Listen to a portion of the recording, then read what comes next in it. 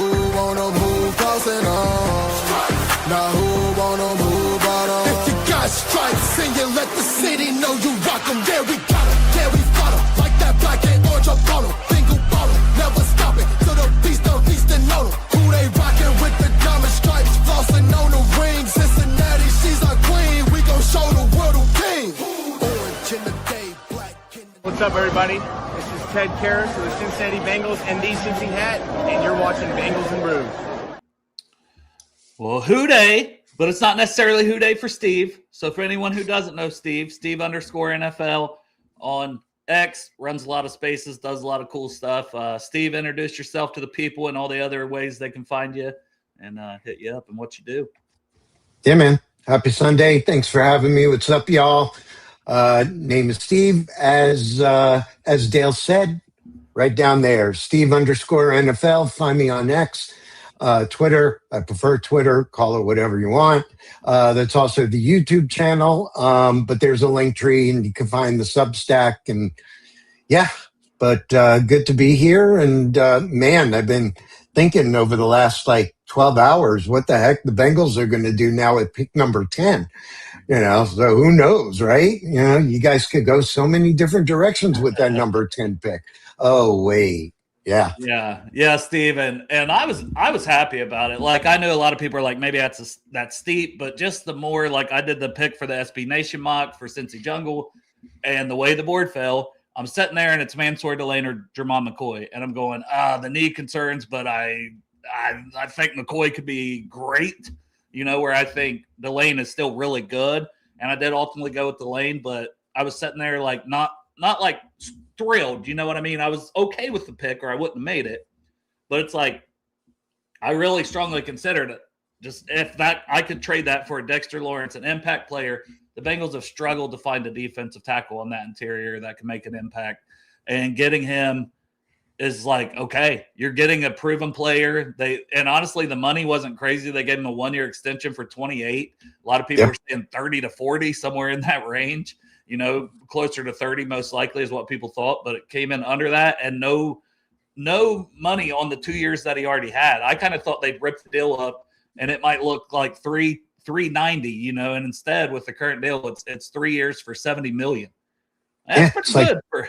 That is pretty good. 23 a year, and he had a little bit of a down year, but I think a lot of it is he was checked out. I mean, that Giants defensive coaching staff last year, it was pretty bad. They gave up a lot of games, and I think it's a good move because, a lot of different things could have happened where the Bengals are at 10, what do we do now?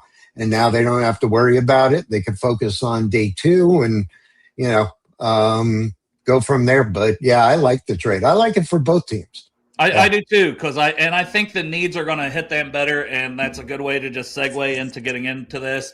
Newt got messed up on Eastern time, so he was like, "Oh shit, give me 3 minutes." So Newt will be coming on, but we were already going to give him pick 3. I was going to take pick 1, and with Steve being a Jets fan, it's only right to give him pick 2 and let him make that. So if they want to yell at somebody, basically they can yell at Steve. Was the thought. But I'm going to go and stick with Chalk here, and I'll be going back and forth between screens. So if I miss some stuff in the chat, I apologize. I'll try to hop back as much as I can. But I'm going Mendoza. It seems like it's going to be Fernando Mendoza, 6'5", 236. So just a massive dude, transfer from Cal to Indiana, and all he did was win the Heisman and the national title.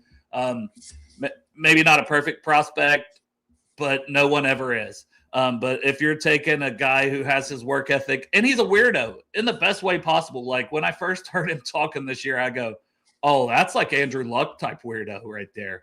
I love that. Give me that guy. He just loves ball. He's going to just ball out. And they don't have to rush him having Kirk Cousins there. So Mendoza's the pick here at 1. And really, I think the action starts, and it starts in the real thing. There's kind of a couple players, it seems like, for your Jets, Steve. But what way do you think they'll go? Who do you want to look at here? I think you don't need me to search around too much on this. Yeah, pretty much. I mean, yeah, there's definitely the way that I would go, and that would be David Bailey. I just think for, where things are, they need somebody. They don't have to figure out where are we going to play him. I mean, I graded Reese as a linebacker. And if I want to take an off the ball linebacker, I'm going to wind up taking Sonny Styles. But that being said, what do I think they will do? I do think they will take Reese, despite what I want. So, well, and let's set the parameters for it. So we got Newt in here, so we can set the parameters for how we want to do this. I think we do need to lean more in. What would we do with this pick that we're making? And Newt, you'll have pick 3, but with Steve here at pick 2, I took Mendoza because I think it's what they should do, and it's what I would do both. So that was the easy one still for me. They need a quarterback. What do you think, Newt? How do you want to do it, brother? Welcome back, man. Hey, thanks. Sorry I'm late. I'm an idiot and can't read. Struggle with it so bad, man.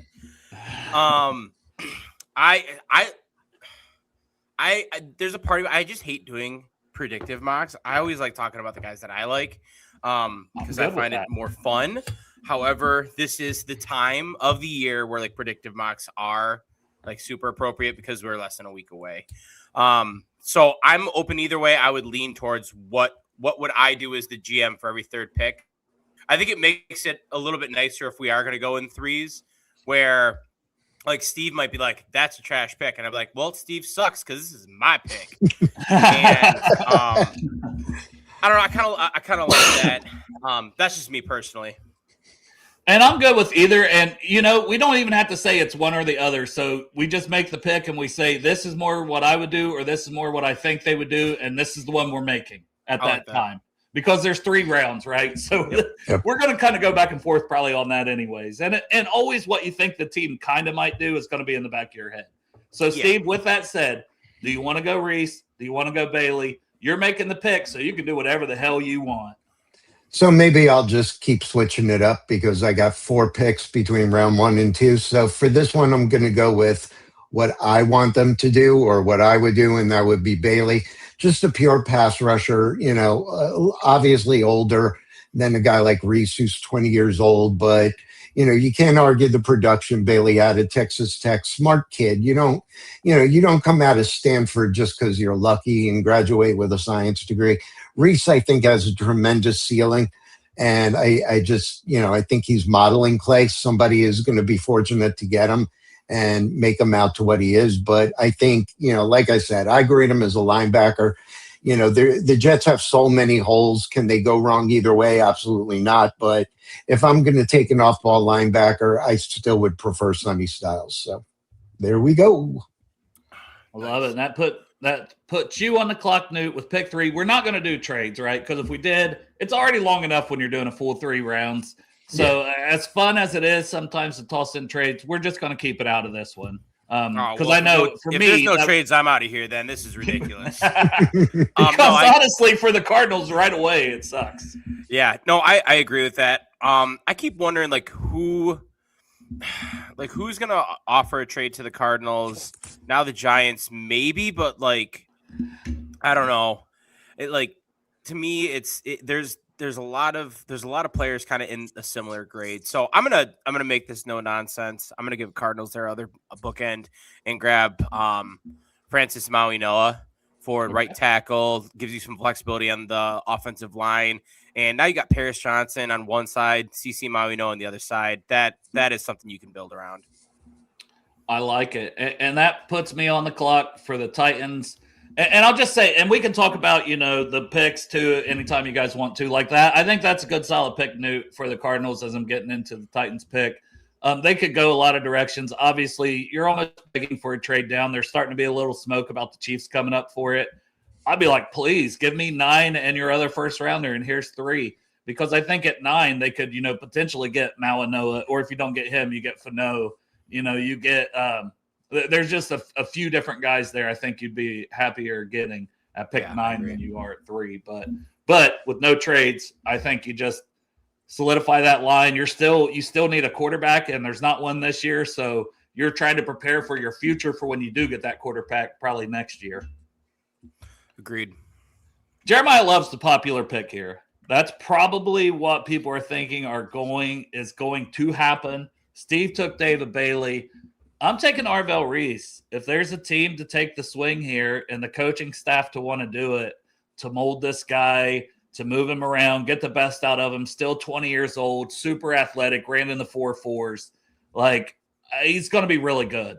And the Buckeyes did, like, he had 6.5 sacks, and then it's like down the stretch, the second half of the season, not a lot, but they weren't doing him a lot of favors. They were honestly having him spy a lot of the quarterbacks they were playing. Setback, not really attack. And I think, he's more of that attacking, whether it's linebacker or on the edge type of player. So there's a lot to like there. I'm going to go Reese and keep Love on the board. Yeah. I think there's a lot of things to reflect on after the Ginty to the Raiders pick. I don't think that the Titans are the Raiders, but I think it does give you a little pause. And I love Jeremiah Love going there to help out Cam Ward, like in all phases, but I'm just looking at, like, once again, I don't think you're one player away from being great. And I don't know. I think Reese, you almost take that swing and you go, it's Saleh, right, as the head coach now. Let a defensive guy get a defensive potential star. I think, he might pound the table for an Arvell Reese over a Jeremiah Love with him being the head coach there. Yeah, I agree. Yeah, and Saleh's in there now, and I have experience with Saleh. He knows linebackers.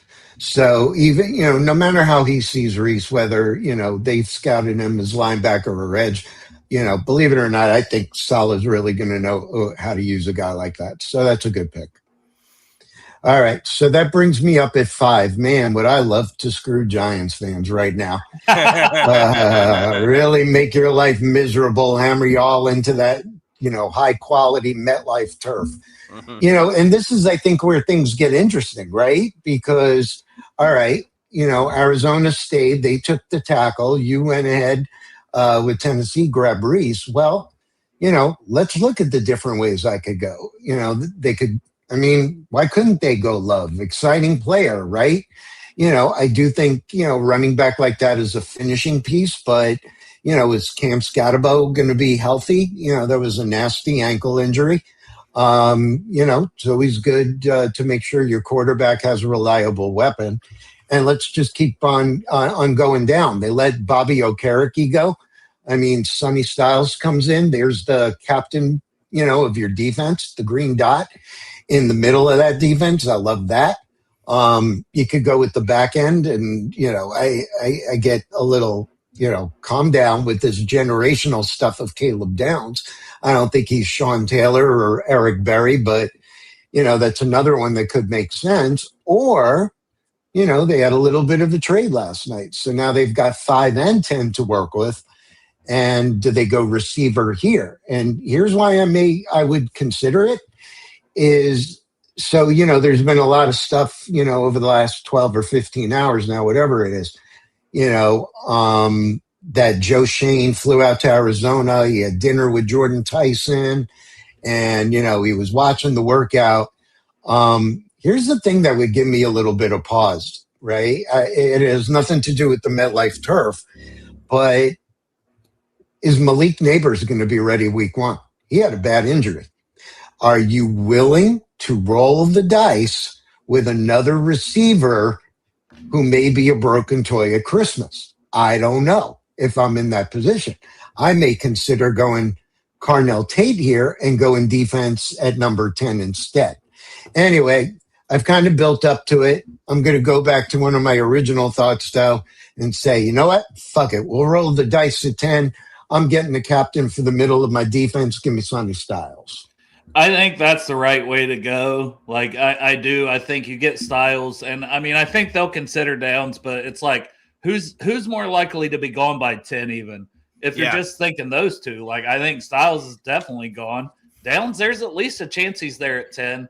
But also, with your receivers, I think, why wouldn't they consider Carnell Tate? Why wouldn't they consider Mekhi Lemon? But if their guy is Jordan Tyson, I think you got a better chance at getting one of those receivers at 10 and waiting and taking somebody else at 5. So I like the pick, Steve. Sonny Styles at 5 to the Giants. Good player. Your thoughts on that, Newt? That's what I would have done. 100%. Completely agree with you, Steve. We talked about how generational is not the right word, but the blue chip talent in this class is the positions that you don't necessarily want it to be in with linebacker and safety. And, even with that being the case, you can't ignore the fact that they are difference-making football players. So between the two linebackers and safety, all from Ohio State, you got to give some Ohio State. You got to give some respect to what they can be for a defense. Though with the Browns, I don't think there's quite as much with this here. I think I'm going to make my boy Dale pretty happy with this pick. Not that he's going to go to the Browns, but that I have him as high as I do. And this is going to be Monroe Freeling to the Browns. Yeah. Give that left tackle spot. They just grab offensive linemen for this team. I did a trade down in the mock draft that I did and ended up flipping picks with Dallas, and they had 3 first-round picks. 2 of them were tackles because this team just needs it that bad. So we're going to go with Monroe Freeling here. Man, I love it. And honestly, Bill Sparks came on the show Friday, and he's the Browns fan, and he went with Caleb Lomu. And I just was like, are you kidding me? If you want to tackle first so you can get your guy Concepcion later, I was like, Monroe Freeling is right there. So thank you. Sorry, Bill, but that's a better pick. I like Lomu as a first-round tackle. I don't like him here as a first-round tackle. I like him with their pick in the 20s. I don't like him at 6. If he makes it there. Yeah, I think going tackle this way, tackle then receiver, is a lot smarter than going receiver then tackle, because who knows who's going to be there, when you get to 24. So that's a good pick. I think Freeling has all pro potential. But go ahead. Yeah. I think you got 4 tackles in this class that people are going to want to attack. Maybe you don't see Fano as a tackle regardless. There are 4 guys that can play tackle that you have, in my opinion, no questions about. Then you got a couple question marks surrounding, like when you get to your Proctors and your Tiernans and maybe a couple other guys in there. And then you've got a massive gap. So I agree with Steve, the fact that I don't think anything's a foregone conclusion that Loma would be there with that. Was it pick 24? Yeah. Yeah. So. Yeah, I think he has an okay chance to be there, but if I'm the Browns, I just go ahead and take Freeling. I think that's a great pick. I would consider Carnell Tate.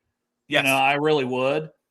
I think he's talented enough to go at 6, and they need some receivers, but it just feels like you can always get receivers even on day 2, not even with their second first-round pick, but you can get some guys on day 2. Whereas tackles, if you don't get them at least in the first round, you're not getting a starting caliber tackle. You're just not. It just doesn't happen as much. Yep. So I am on the clock with Washington, and man, they have to be happy, I feel like, with the way this board fell. That Jeremiah Love's there, Bain, Downs, like a lot of good talent. And you guys can do this too, but I'm going to lean on you guys a little bit of like, I'm leaning Jeremiah Love, and it's like, I don't necessarily think that's the smartest pick, but based on just talent, he's number 1 on my board. So for me personally, it's like, am I being crazy thinking, hey, Washington just adds him to Jaden Daniels, and they could use a receiver too. So like Carnell Tate, another guy they should be happy that's here, that I want to put in the conversation. Honestly, think Tate, Downs, and Love would be the 3 to me. Is there a way that you guys would lean before I make this pick? Because I'm really on the fence.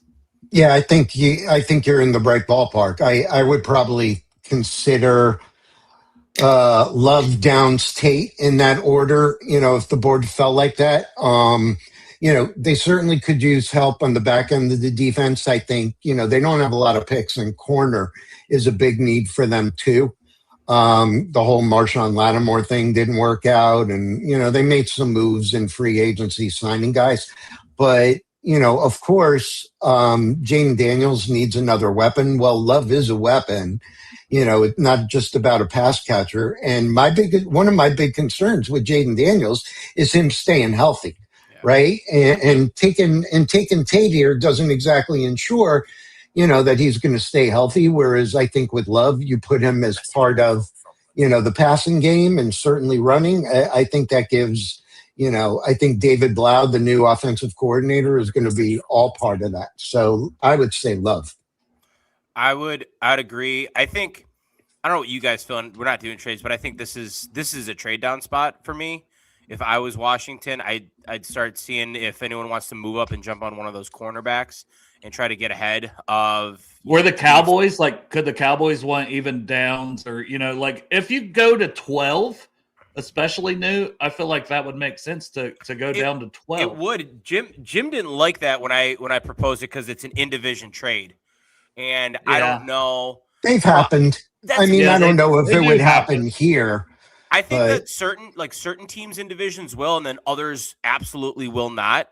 And so I don't necessarily know the dynamic there. Well, and I know Quinn came from the Cowboys, right? Yeah, he was their DC for a few years. So I don't know if it's like, I would assume it's good blood, but I don't know. I think that the 12 one, I like that though a lot. But this is a team that was riddled with injuries last year, does have a deficit of top 100 picks with only the 2 of them. Yeah. And to use like that one on Love, that's the only thing that holds me back. But God, Jeremiah Love looks so good. And you're not putting him in the team that the Raiders were last year. You're putting him with a very capable quarterback. Yeah. You're giving, like Steve said, Jaden Daniels a guy that can option to the slot and play wide receiver because he did it so much at Notre Dame. So I do like Love here. I think this is, in my opinion, it shouldn't be Tennessee. This is where the conversation should start with Love. I know it does start earlier, but this is where it should start, and I'd be okay with that. Well, and they really invested in that defense. They invested in the defense heavily in free agency. Even with safety, I think it was Scott, right? That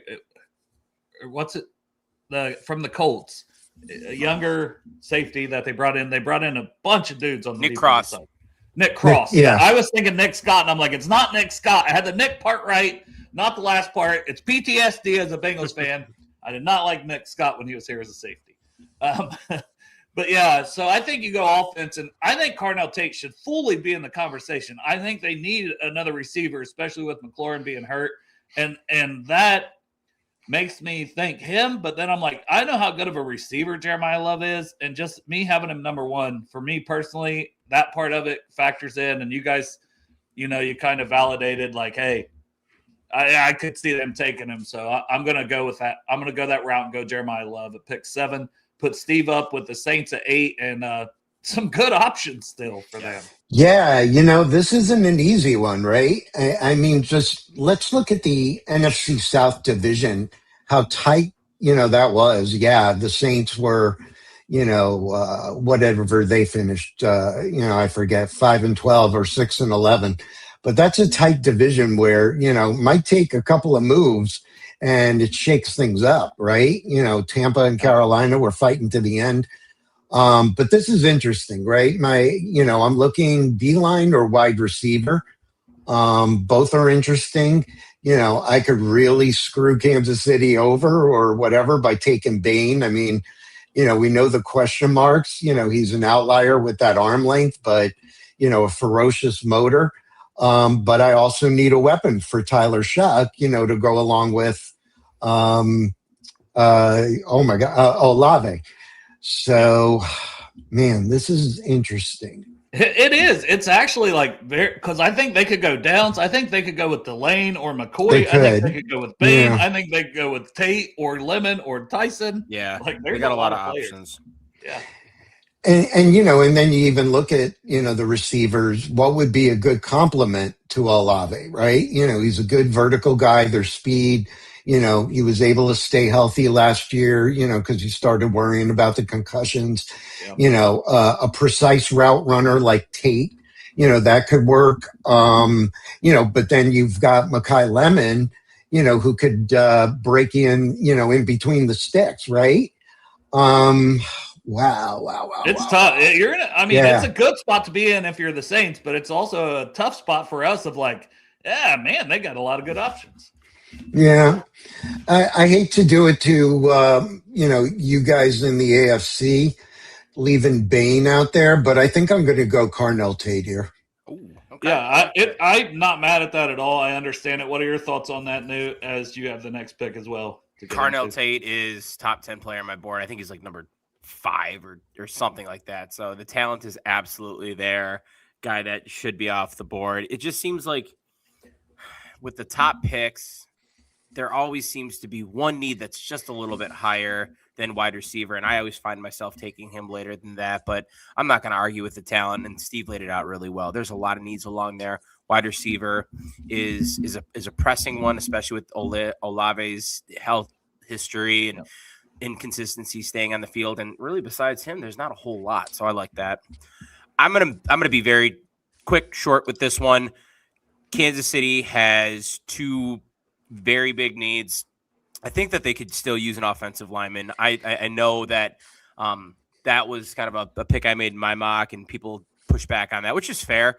But they needed a defensive back, and they need a wide receiver. I like the depth of the wide receivers in this class. I think with the defensive backs, the cornerbacks, you have two very clear-cut guys that are head and shoulders above the rest. For me, I'm going to take my top guy, and that's going to be Jamad McCoy going to Kansas City at number 9. And there's a connection, right, with like Patrick Mahomes and him. I think somebody said I seen somebody say that. I've seen. Wrong, I don't know specifically what it is, but I have seen that. I've got McCoy higher, but that's kind of also been one to solidify it. And now Bengals fans are absolutely furious. They're on the clock with Reuben Bain and especially Caleb Downs, because I know how much they wanted Downs, and it's just brutal that both of those guys are there, because I think Bengals fans would have been very happy with either. But you are not going to get me to be mad about going with a proven commodity and Dexter Lawrence in the middle of the defense that you hope can help everybody else. So I'm still happy about it. But man, I wish those guys were off the board just to make myself feel better,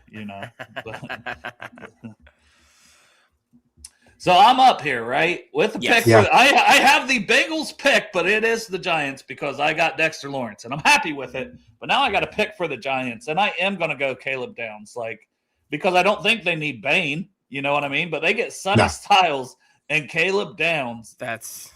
Oh, my gosh. I mean, Harbaugh has to be excited about getting those two players. You're getting two cornerstone leaders and talents that know and have played together, and just just two phenomenal people and players. I think the Giants in this situation, Giants fans should be thrilled if they end up with Sonny Styles and Caleb Downs in the top 10, both of them. Yeah. As a Jet fan, I'm happy because it's one less team taking a receiver, before me at 16. So I fully endorse this pick. We do that. All right. I'm on the clock here for the Miami Dolphins. I'm sorry, Dolphins. That wasn't very nice. Another team that needs a bunch of stuff. They got the 2 picks, where are we? 11, and I think they're at 30 after the trade of Waddle to Denver. Yep. Sure. Interior O-line, receiver, this, that, the other thing. I'm really glad, that the Chiefs took McCoy, because if I'm a Dolphins fan, I'm worried about, bad luck and bad juju. And last season, I think they were down to their 7th, 8th, or 9th corner. Yeah. They were all just going down, boom, boom, boom, boom, one after another. So Kansas City took McCoy. I got to do something about the back end of my defense. It's more important right now than the receivers. So let's bring aboard Mansour Delane into that John Eric Sullivan and Jeff Hafley defense. I think it's a good choice for their first pick. I think it's a safe pick. Newt, what do you think for your former guys in Green Bay? That's the pick that should be made. I don't think there's any question about it. When you look at the lane and you look at the way that he plays, he's physical. He's going to be able to be trusted when you put him in maybe a cover 1 situation and you're asking him to have a lot of responsibility. I think Jeff Hafley is going to like what he can do with the front of that defensive line because of what you get from Delane on the back half of that, especially with a CB1 that he is, in my opinion, at least. And then that takes us to Cowboys pick. I hate this pick. I don't ever know what to do here because it feels like the cornerbacks go, Sonny Styles goes, and I'm left with kind of question marks around that. Ruben Payne's still on the board. I know. And Yeah. man, I gotta pull up. Let me tell you, if this was real life and I'm the Jets, I'm making a call. Yeah. I mean, the Jets need a receiver, but the idea of getting David Bailey and Ruben Bain, all of a sudden in the first round, man, if we allowed trades, I'd be like, answer the phone. I think Thienemann's in play here too, just to chime in for a second, because I think they could use some help all across that secondary. They need help. Man, I just don't know that I'd go corner here, though. There's not a corner to me with the other problem. two off the board. Yeah. That's the problem. If either one of those guys had stayed here, that would have been the clear-cut pick. Because they're gone, that's what makes it challenging. But there was times I would take Keldrick Falk here, as much as I don't love Keldrick Falk. I would take him here knowing the other Bain and Bailey were gone, and Bain is here. Yeah. I gotta go Bain. I think he's gonna be so good. And you got the opportunity to get a top tier talent because he falls every which way. It's gotta be Ruben Bain Jr. Yep. And I think your fan base is super excited about that, how could you not be? Sure. You put him next to Quinnen Williams, Kenny Clark. I mean, you got a nice start to a line there. Yeah. All right. So that puts me back on the clock. Yep. For the Rams. So I got to kind of scroll around here because that is a pick that was traded. The Falcons, that was that? Yeah. James Pierce. Oh, yep. God, in hindsight. That's what I was like, that's James Pierce, right? Oh, God. Man, a few months ago, it looked like the smartest decision in the world. And then, yeah. Things happen fast in the NFL. Unfortunately, yeah. Man, this is another tough spot, right? I mean, they have tried to address some needs. I think I have right tackle. I think they have a starting caliber right tackle, but he's not getting any younger. I have that as a high need on my board here. Linebacker, I don't think there's a fit. Receiver, I mean, they could go receiver, especially with a little stuff in the air with Puka. So I'm kind of down to tackle and receiver for me, just, early on here. And I'm looking at Spencer Fano, who I think it's not only that he could play tackle, but, if they need any other center, what's their center? He's taking some snaps there. I think Fano is a guy I really like in this spot, but I'm also thinking Lemon or Tyson. So I'll lean on you guys a little bit just for your opinion before I make the pick. Tyson, Lemon, and Fano is my three. I would be Lemon and Fano. I'm Tyson. I like Tyson. I think with this team, you get a better complement with Puka with Lemon. Not to say that Tyson wouldn't still be good there, but I would be probably Lemon and then Fano and then Tyson. Yeah, and I think Tyson, that injury history is so concerning to me. I know there's a lot of smoke about the Giants going with him at 10, and I'm like, hey, I get it. If he works out, I summer scouting knew he was my receiver one was Tyson because he was fully healthy last year, but it was still a concern then, and then he's injured again, and it's like, man. How can you take him, Steve? So, all right. So now we've narrowed it down, Steve, for you to help me out here. Fano and Lemon. No guarantee I'll go with what you say. I might pull a Trevor Sikkema, right? Yep. Fully talk about one and then take the other. I mean, I'm one of the guys that thinks that, the concern with Fano and not being able to play tackle is a little overblown. Agreed. I think the way he moves. Yeah. Yeah. I actually just saw something flash on the screen about a comment. I actually think that's another intriguing option is maybe the Rams consider Sadiq. But if we're trying to stick to, Lemon or Fano, I think I'm going to go Lemon. When I've done mocks on either Gym Simulator or PFSN or, PFF, some of my tackle choices are a little more clear.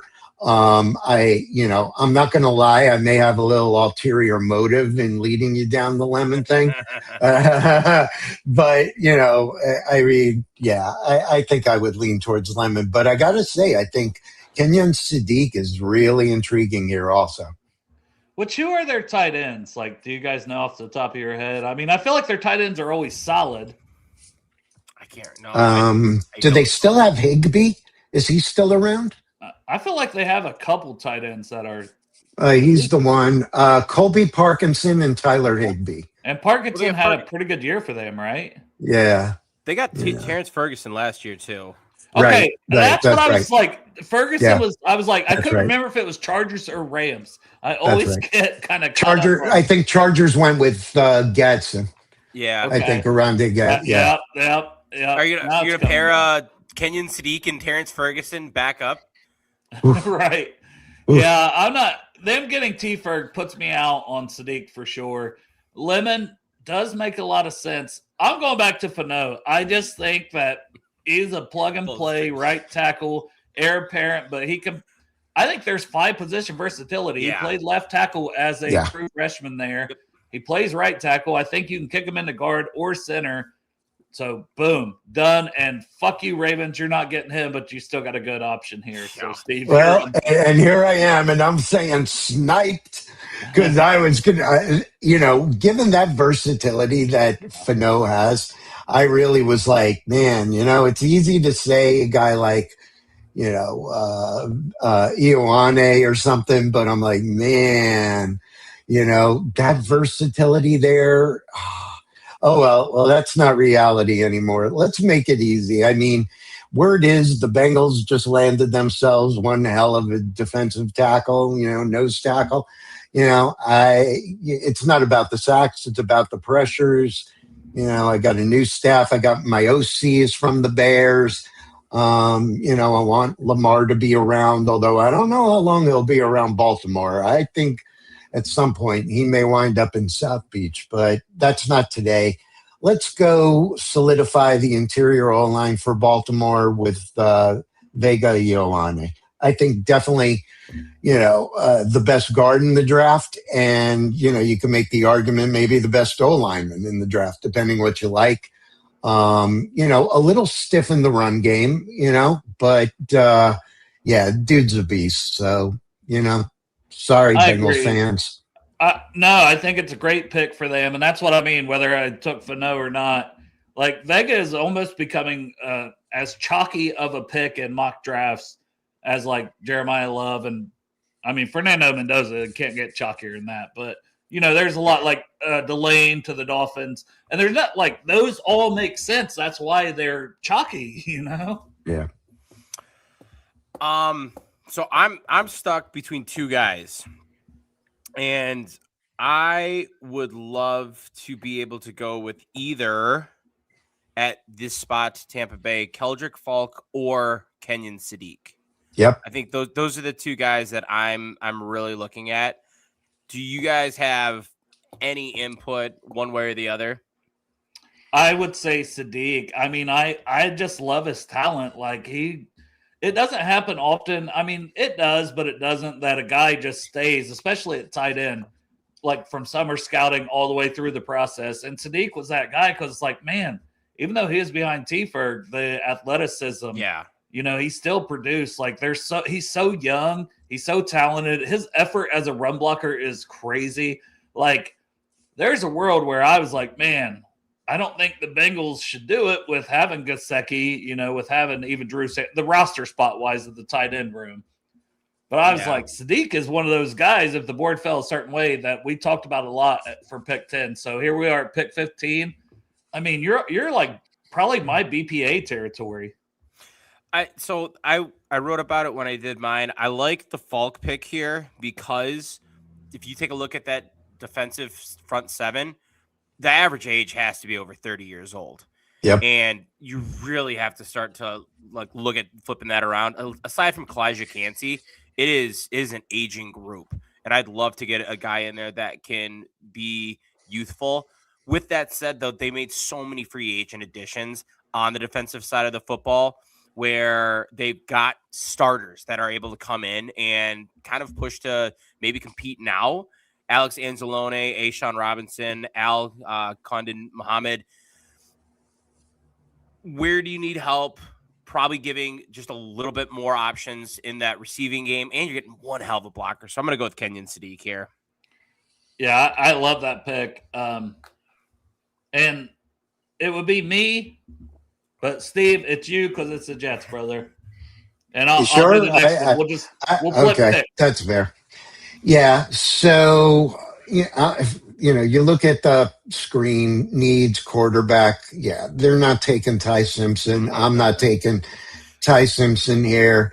I picked up an edge at the beginning. Corner, we'll have a conversation, later on, although I don't have a third round pick.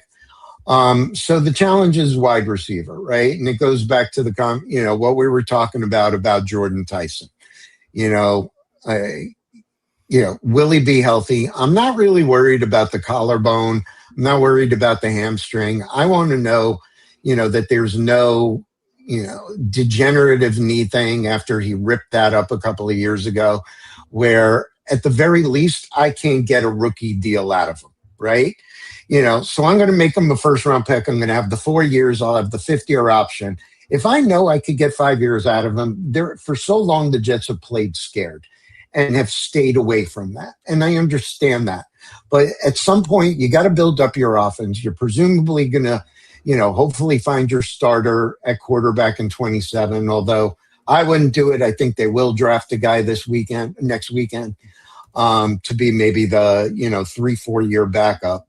Yeah. But I think you got to take chances. If Tyson went to the Giants or the Rams or whatever, I still would have heavily looked at the receiver position. They've been linked to doing a lot of work on Omar Cooper Jr. You know what? When you have a need, I don't care where you take a guy, and so, but I didn't expect both Lemon and Tyson to be here. So that's the interesting thing now. Right. And, out of these guys, Tyson most resembles a potential number one to me. But I think a lot of the things he does is very similar to what Garrett Wilson does. He may have more speed and everything, but, some of the, I'll even say it, some of the body catching, some of the snakiness, man. And I'm not as high on Lemon as others, but I just think this is an intriguing thing. As much as I'd like to see them move Garrett Wilson around, the outside, the boundary, the interior, man, what would you guys do? Would you go Lemon or Tyson? I'm leaning towards Lemon now, but man, this is hard. Steve's struggling with this one. For me, I go to my board, right? And I said Sadiq was arguably BPA when, Newt was on the board with Tampa Bay. Well, he wasn't because I pulled it up. It's Tyson who I have at 13, but Lemon is not far behind at 17. And Sadiq was in the middle of those at 15. And those, so Newt took Sadiq. I still have Tyson as my 13th overall player. The injury stuff scares me, but I'm with you. I go, who can be like that dude that if he stays healthy, and it's not a knock on Mekhi Lemon, but I just think Tyson's a better football player. Yeah. And he's my wide receiver too. The way it played out, I was a little more cautious, but yeah, that's the way I'm leaning with Tyson also. So I'm comfortable making the pick unless Newt has a totally different idea to, make me rethink, my existence. But so make the pick, and I can kind of comment on it. Make the pick so you don't influence it because you're gonna tear it apart. Jedi mind trick. I'm flipped from Dale. I've got Mekhi Lemon at 12 and Tyson at 20. With that being said, I think you get a little more versatility from what you can do with Tyson. Injury aside, it is very intriguing having him and Garrett Wilson. I'm thinking of, honest to God, like CD and George Pickens and how exciting that pairing is. And I think you're getting something like that because you get two guys that you can really do some special things with. But now we got the Lions, and I flipped with Steve. So he. I'm sorry. That's right. I'm you glad. You get the other division opponent. I didn't want the Lions pick, so I'm actually really happy about that. Yeah, and I'm struggling with it because I'm like, I'm thinking tackle and I'm thinking DN, and I'm thinking with what's on the board. I'm thinking Caden Proctor, who I personally don't love, but if they want to go left tackle, he's played left tackle. Caleb Why Lomu not Lomu? also Yep. enters that conversation. Like, that's the two. And then I look at like Keldrick Falk, Messidor, 25 years old, injury history, but just a dominant force on the field this year. And it's like, you're trying to win now. You're trying to add more pass rush. Would you just take him? So I'm kind of stuck between all those players, 4 players there. So I am willing to have a conversation here about it. Did you see with Messidor? He's never not gotten all conference honors when he's played. Yeah. He's got 5 all conference honors.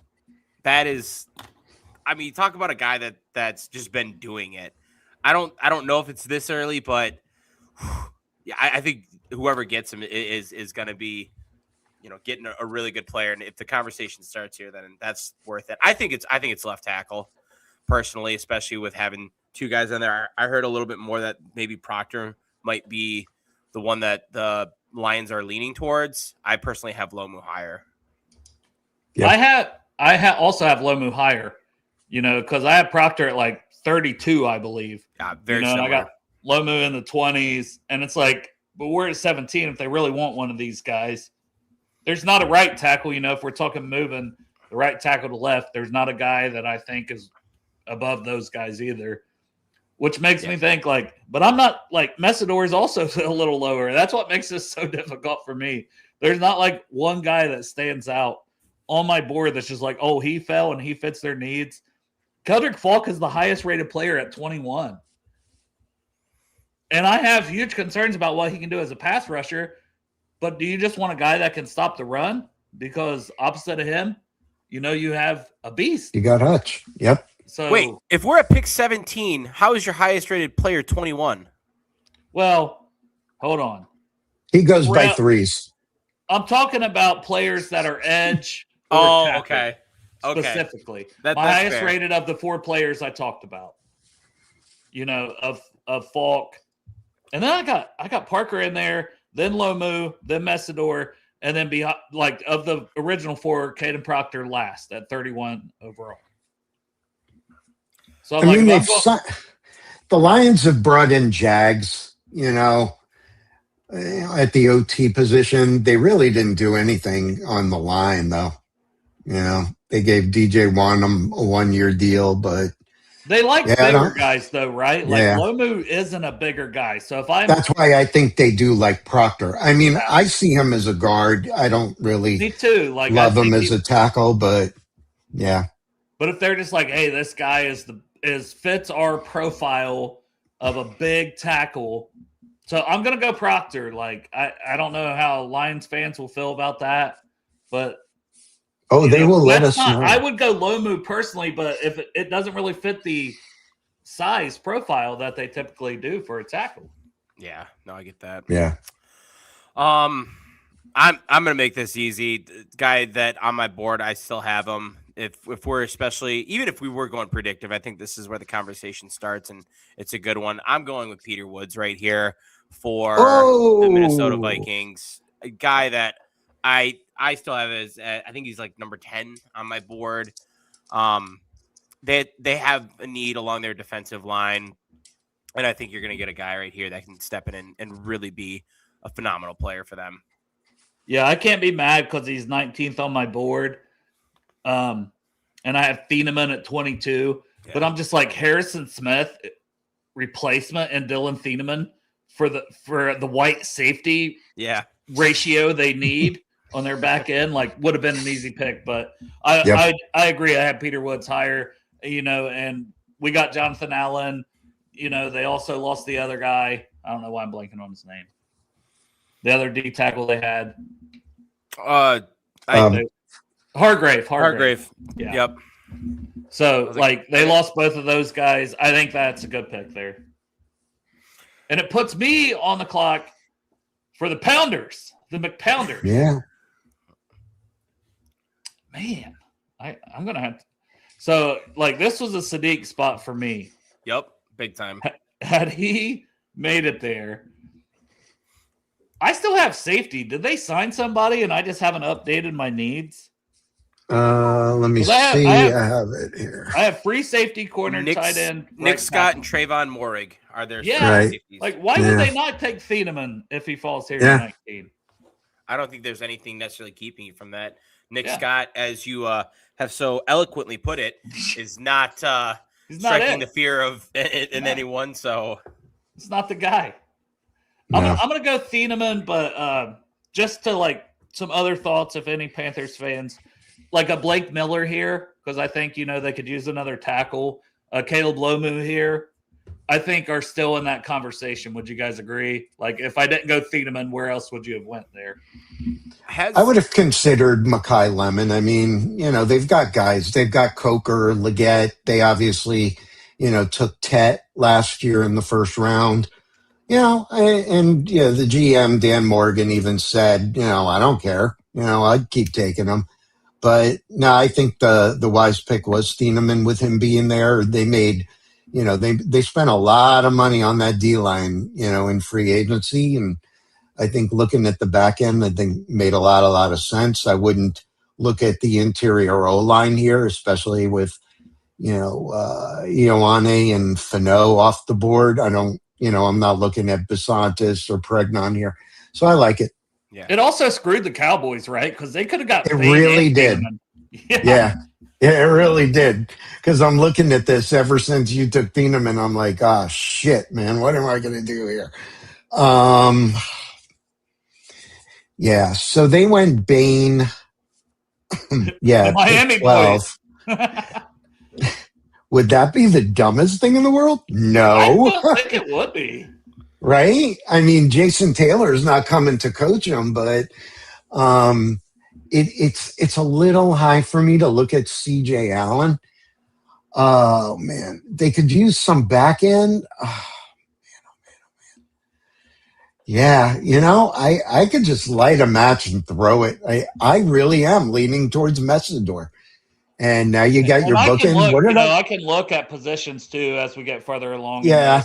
I think we all kind of know the corner is. I think we know who's around, right? Yeah. So bring it down a little. You know what I mean? Avion Terrell, who had the hamstring in the testing. Because I would like him here if it wasn't for that. Who did they grab first? Bain. Ruben Bain. Okay. Man, I mean, I'm not so concerned with the Terrell thing. I think the testing was completely, the foot was all messed up. I don't think Dallas would go receiver here, but, I mean, come on. Would they none of us consider really Lemon? know. I mean, would they? Would they consider? I mean, why not, right? I mean, Pickens, they haven't worked out a long-term deal, have they? No, I'm not comparing the two.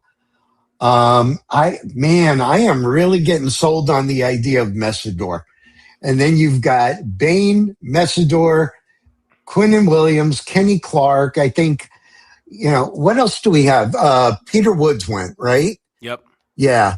And given everything, I'm not going to pull a trigger on Caleb Banks. I've kind of moved him down.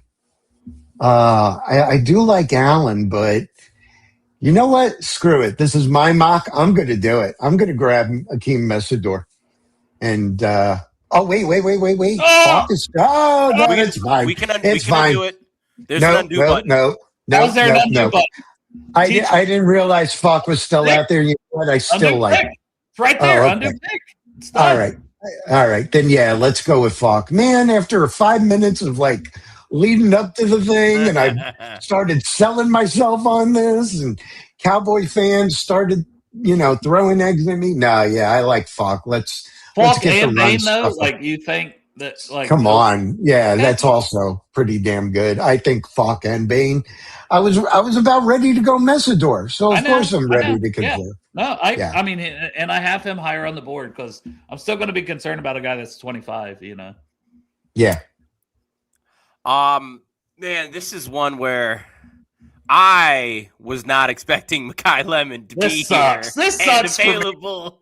It sucks. Insane. You should have taken Mekhi Lemon, Steve. Oh my god, it's so easy. It's Mekhi Lemon. This is fucked me over, Steve. This is the pick, man. We go Mekhi Lemon here. It's I was gonna go Cooper Jr. more likely than not because I like that fit there.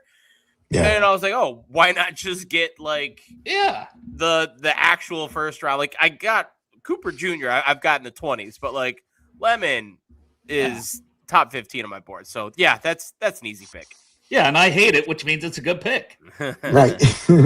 and then I'm up with the Chargers. Yeah, I gotta have guard, edge, defensive tackles, safety, corner as kind of needs. Anybody jumping out to you guys? Like, I think it's not great with how the board went. Do they go with a Pregnon? You know, that may be a little. What about McDonald here? I mean, I've taken McDonald here quite a bit, and honestly, he's a lot of people's tackle one. So yeah, I think that one does jump out just looking at the names that are here. How about you, Newt? Who do they have at edge now that Odafe Owe went in free agency? Didn't they get what's his name come back one more year? Mac? Khalil Mack. Yeah. That's so like one more year, but then after that, then it's empty. Yeah. I would lean edge here personally. Well, and even with him, they still, when they had Owe, looked a lot better with what they could do. God, Owe looked so good in that Chargers defense. I'm honestly surprised a little bit he didn't choose to resign with them. But I mean, more power to him. I hope he got. I can't remember what his contract was, but yeah, it was a lot. Okay, and, I mean, he made his money. He made his money in that short time that he had with them. Man, and for me, it's still not Messidor. Like, it's TJ Parker. It is TJ Parker for me too. Yeah. So it's TJ Parker, who I have at 25 overall, or it's Katie McDonald, who I have at 23 overall on my personal board. And I'm good with either, to be honest, for them. Like, I think, and they're back to back on this board too at 28 and 29. Yeah. Yep. Flip a coin. I'm leaning edge. I'm leaning edge. All right. If you lean edge and Newt leaned edge, it's fine with me. Love it. All right. So Philly. Steve? Yeah, it's me. Well, boy, won't this say a lot if they go receiver, right? On Thursday night, pretty much think it means AJ Brown, whether, over the weekend or right after June 1st is gone. Here's another, I mean, this is where they could keep him with Cooper though, right? Like, yeah, they could. There's Cooper. Who else is still? Yeah. I mean, Owen could have been here, but he wasn't. So any Bills fan that wants Concepcion, I'm going to hurt them. One of us needs to hurt them. But this is an intriguing spot. I mean, with Colton Hood now, who do we have at tackles still out there? Like, who didn't go? Blake Miller, Ian Notcher. Okay. Lomu went? No. He's still here. Because we know the age of that line is getting there. I mean, Lomu is more for the left side, so Ian Notcher and Blake Miller would work. This is all right. I'm trying to think who else needs a receiver. The Browns will. The Bills would consider. I don't love the idea of waiting on tackles, but it's kind of hard to pass up Cooper here. So, I'm going to do that. Yeah, let's go Cooper. I would have been good either way. Like, that's another one of those that I'm like, I can see either completely. All right, Newt, that puts you on the board for the Browns, who picked up Monroe Freeling. You had that pick too, so you get to double dip here. You can make Bill Sparks really happy. I know that. Yep. Grab his boy KC. That would make him happy. But you do what you want. So it's between like Concepcion would be the next wide receiver I'd have up. He's a need. Technically, I guess I have Cooper Jr. a little bit barely. Well, we just higher. took Cooper. We took Cooper. Yeah, so he's gone. Shoot. Yeah. So it would be Concepcion. I like Boston. I do like Boston, but Yeah, I mean they're all right in that same spot. Yeah. So actually, no, I lied. I have Boston higher. Yeah, But I do too. it's 22, 23, 24. So I don't hate getting another offensive lineman here. I don't know if that's necessarily the way that they would go. Right. I think it would be Ian Hotcher for me. What about McDonald? Like, never gets talked about for the Browns, but they were reportedly in on Dexter Lawrence. And they had Mason Graham. This is like Mason Graham, Garrett, and Kaden McDonald. I mean, just make a strength a strength. Yeah, that's true. Sparks said they made a call. It was more of, what are you asking? Right. And then they backed out. I mean, yeah, it could be a nice piece, alongside of Mason Graham but they have Malik Collins, who they have slotted to start there right now. Mm-hmm. And, besides that, it's Mike Hall Jr., who's kind of been up and down. Obviously, early part of his career was more so for off-field stuff. I haven't thought about the Caden McDonald one. Yeah, I hadn't really either. He just happened to be here, and I'm like, maybe this is. Ty Simpson is not in the conversation for us here. He's not for me. No, I don't think so. I just looking at needs. That's still a need to me. And then corner also, I have as a need. Yeah, I think if there was a right tackle that I was comfortable with here, I like Ian Hotcher, but man. These are the tough ones, You know what? We're gonna go with Max Ian Hotcher. I'm gonna go with two bookends. First round. Maybe Browns fans hate that, but that offensive line is so far out of whack. I don't think DeJuan Jones is going to be the answer. I don't think that they traded for the guy from Houston, right? Titus Howard, and he's coming up on his year 30 season.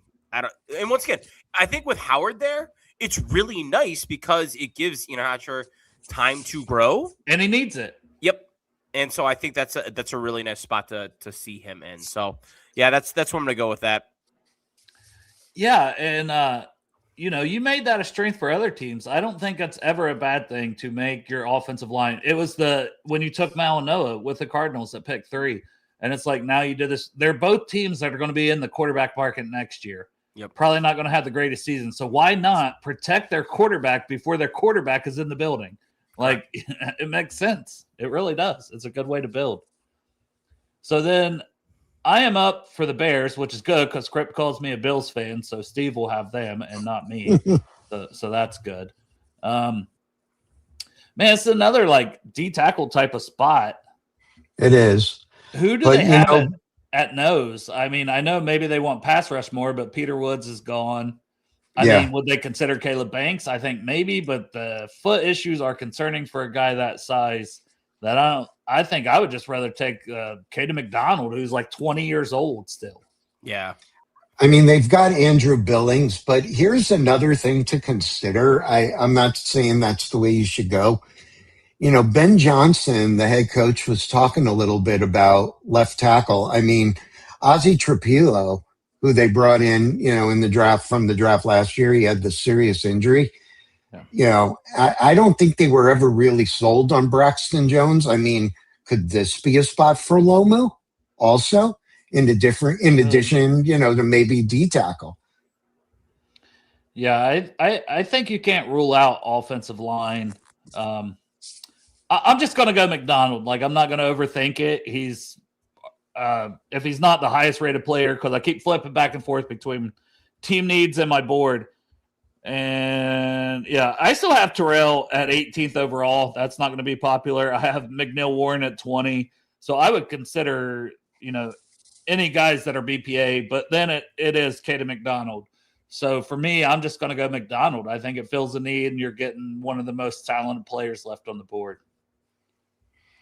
All right, so that brings me up for my division rival Bills, and different ways to go. I could look at D line, but I mean, last I checked, Casey Concepcion is here, and I know that would make Jim and Randall, and I don't know about Owen, but happy. But yeah, that I right they yeah, I think they would go that route over Denzel Boston.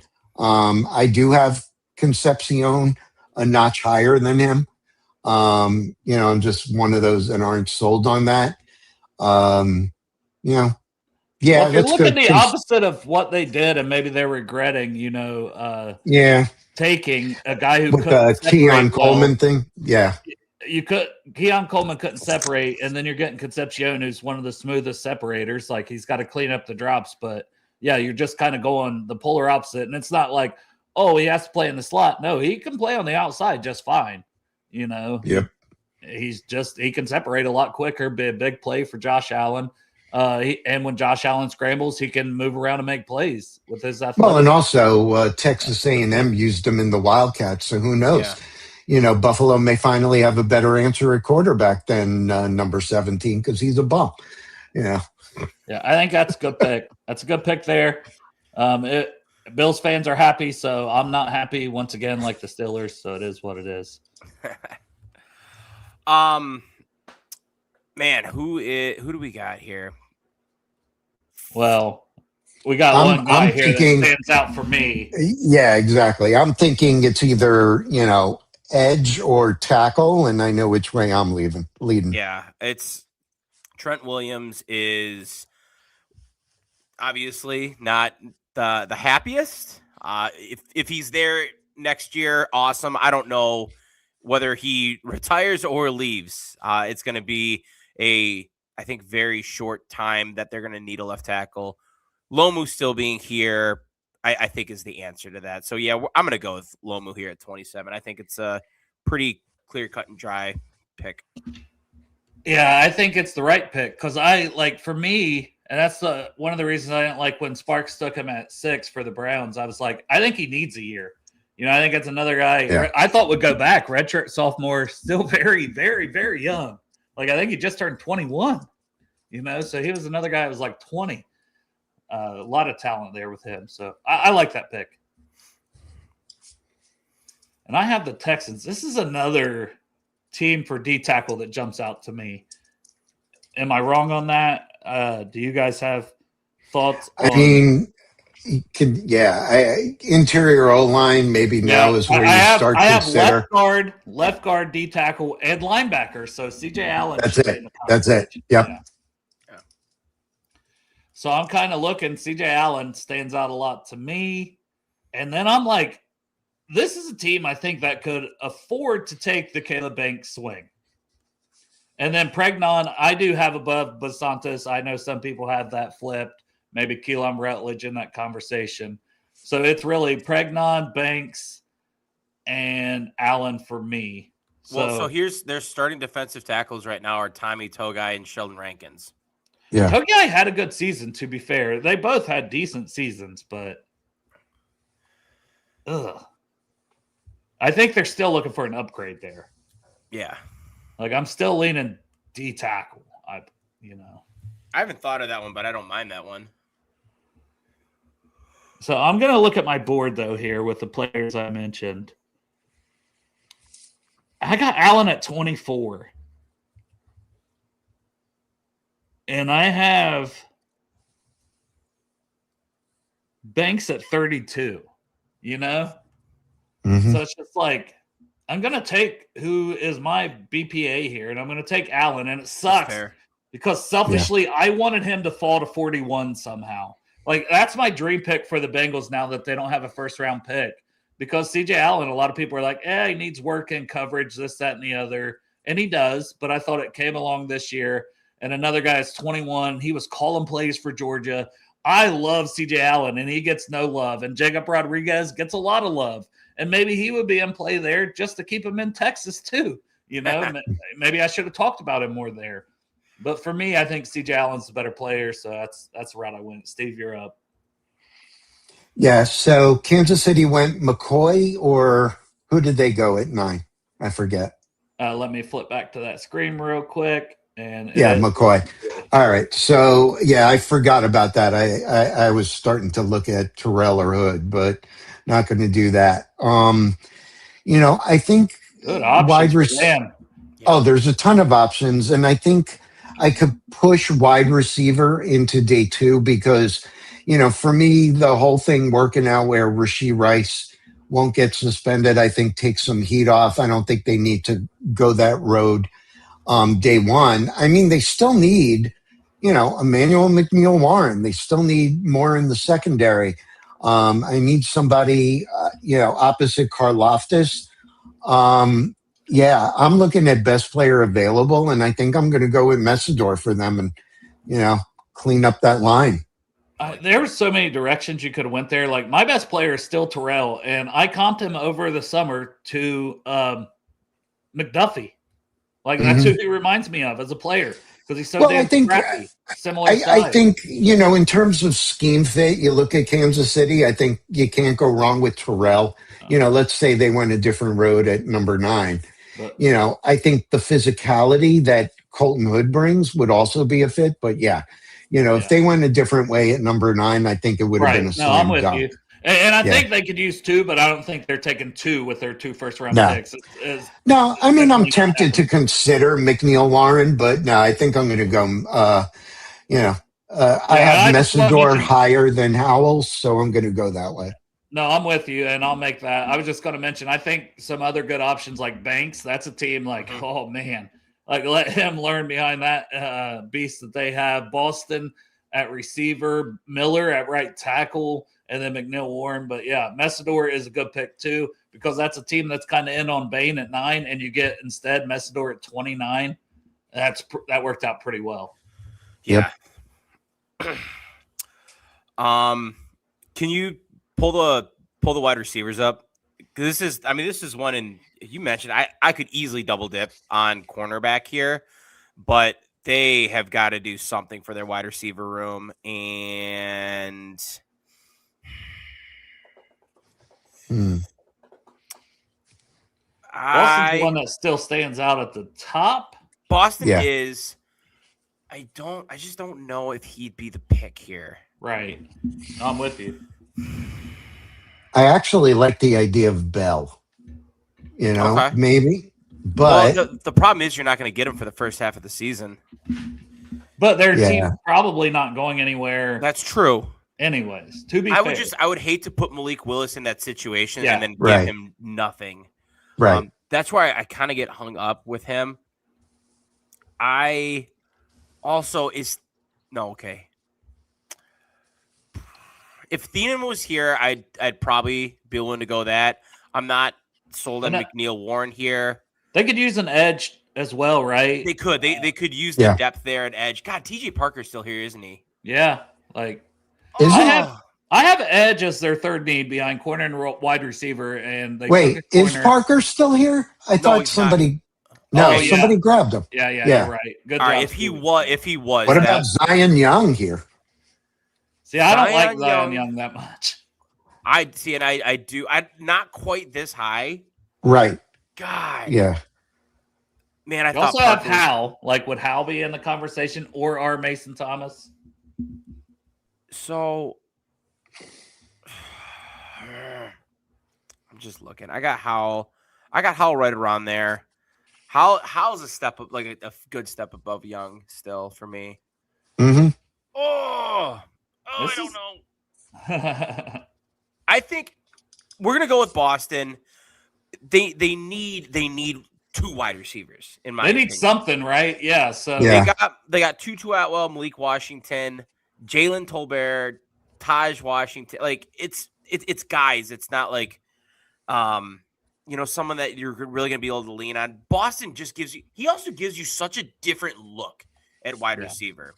So I like Boston. I think he's definitely worthy of that pick. And for a team that just doesn't have many weapons, like, why not, Yep. All right. So now the Patriots are up.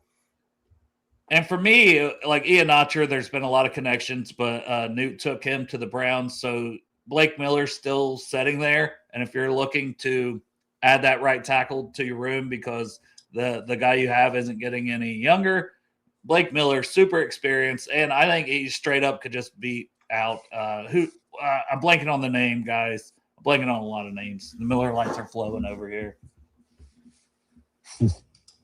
Their right tackle, been in the league forever.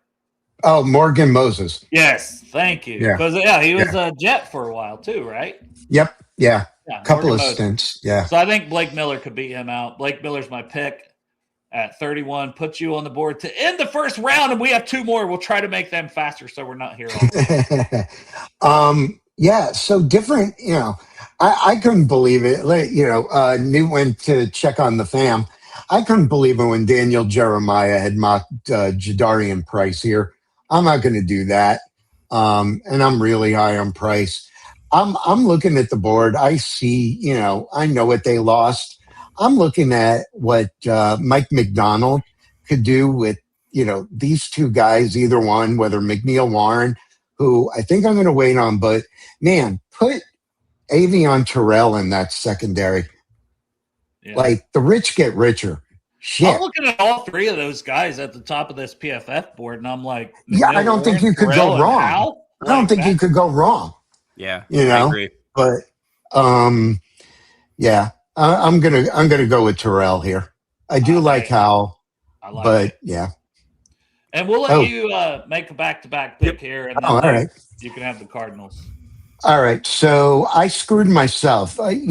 Corner doesn't get talked about a lot. I mean, it's on the PFF thing. The one thing that I'm not a believer in, they got pick 16 and a first also next year for sending Sauce Gardner out. I would lose my bloody mind if they replace Sauce at pick 16.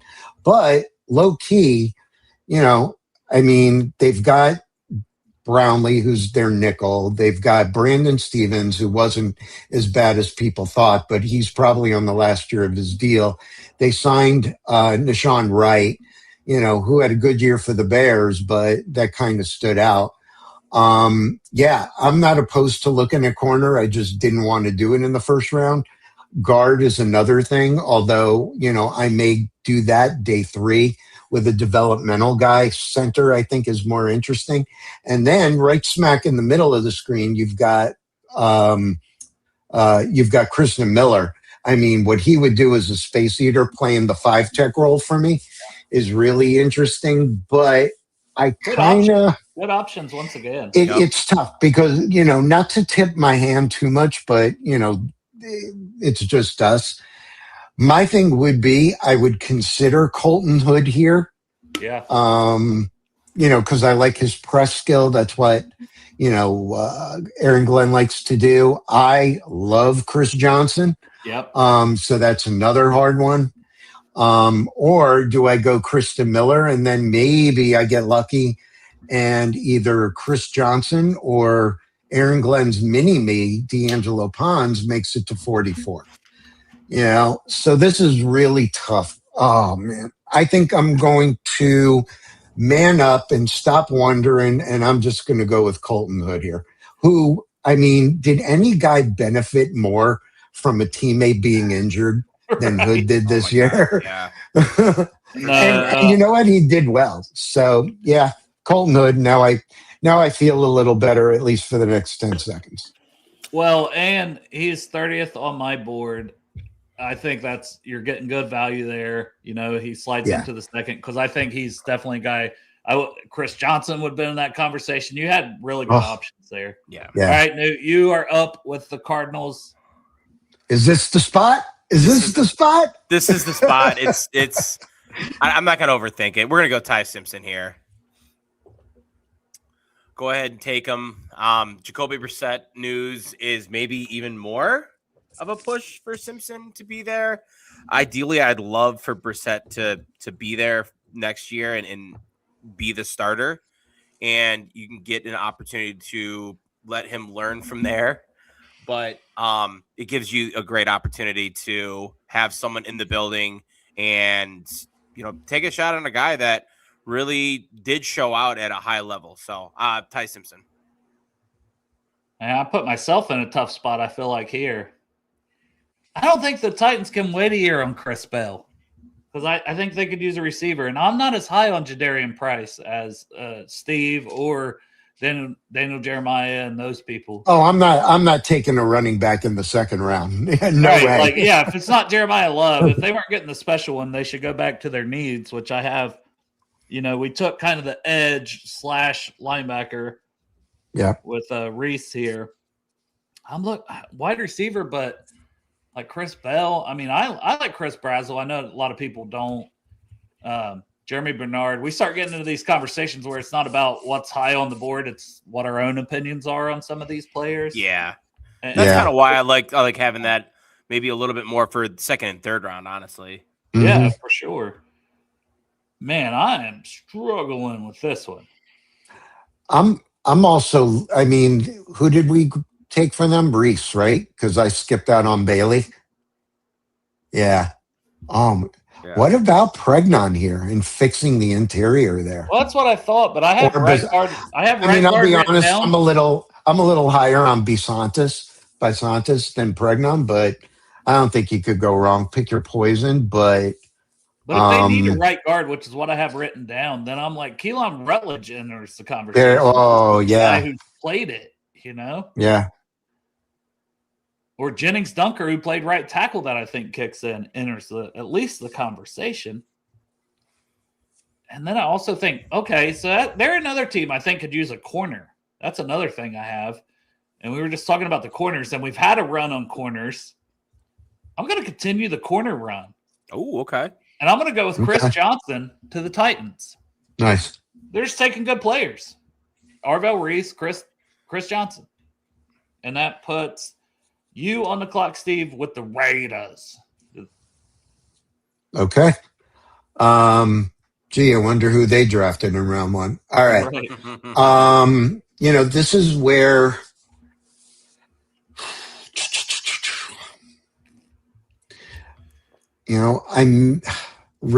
receiver is interesting.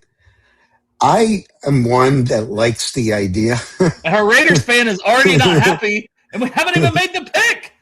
Who are you thinking here? If there's anybody with their receiver would make sense. One of those weirdos. There's a receiver out there that happens to have a special connection with Fernando Mendoza. Yeah, or Elijah Sarah. Thank you. You literally took the words out of my mouth because I like the idea of partnering these guys up. I love that. And I'm not going to lie, though. This is a little early for me on Elijah Surratt, but and I do like the idea of the guard here. Damn, he's mad at me about Chris Johnson. Okay. Best player. I can't. You know what? If I'm going to go receiver, let me see who's out there. Don't worry. Chill. He's trying to. Hey, we're giving you. Come on, dude. Don't make me get out the fire hose. Relax. Just relax. Right, simmer down. Let me see who we got on receivers. Yeah, and I didn't love it when I looked at it, but Bell potentially. I mean, man, he would have been a first round guy. I mean, there's just some guys that are 6'2", 220 that have his speed. I'm honestly I'm higher on two guys than them. Like I've got Surratt as number 40, and then Bernard, who he's up there, but he's a little bit higher for me. He's like 30, 39. So, but I mean, Bell, the injuries, once again, the thing. Yeah. And, obviously we don't got to worry about Mendoza. It's going to be Kirk Cousins, let him stew. But it does, Cousins, he decides, okay, I'm not going to retire. I'm not going to go behind the booth. I'm going to go out there, get my, no state tax money for a little bit. Guard is appealing. I think a guy is going to drop. I'm gonna stick with receivers. So let's just filter it out. I know he had Brazel. I know he had Bell.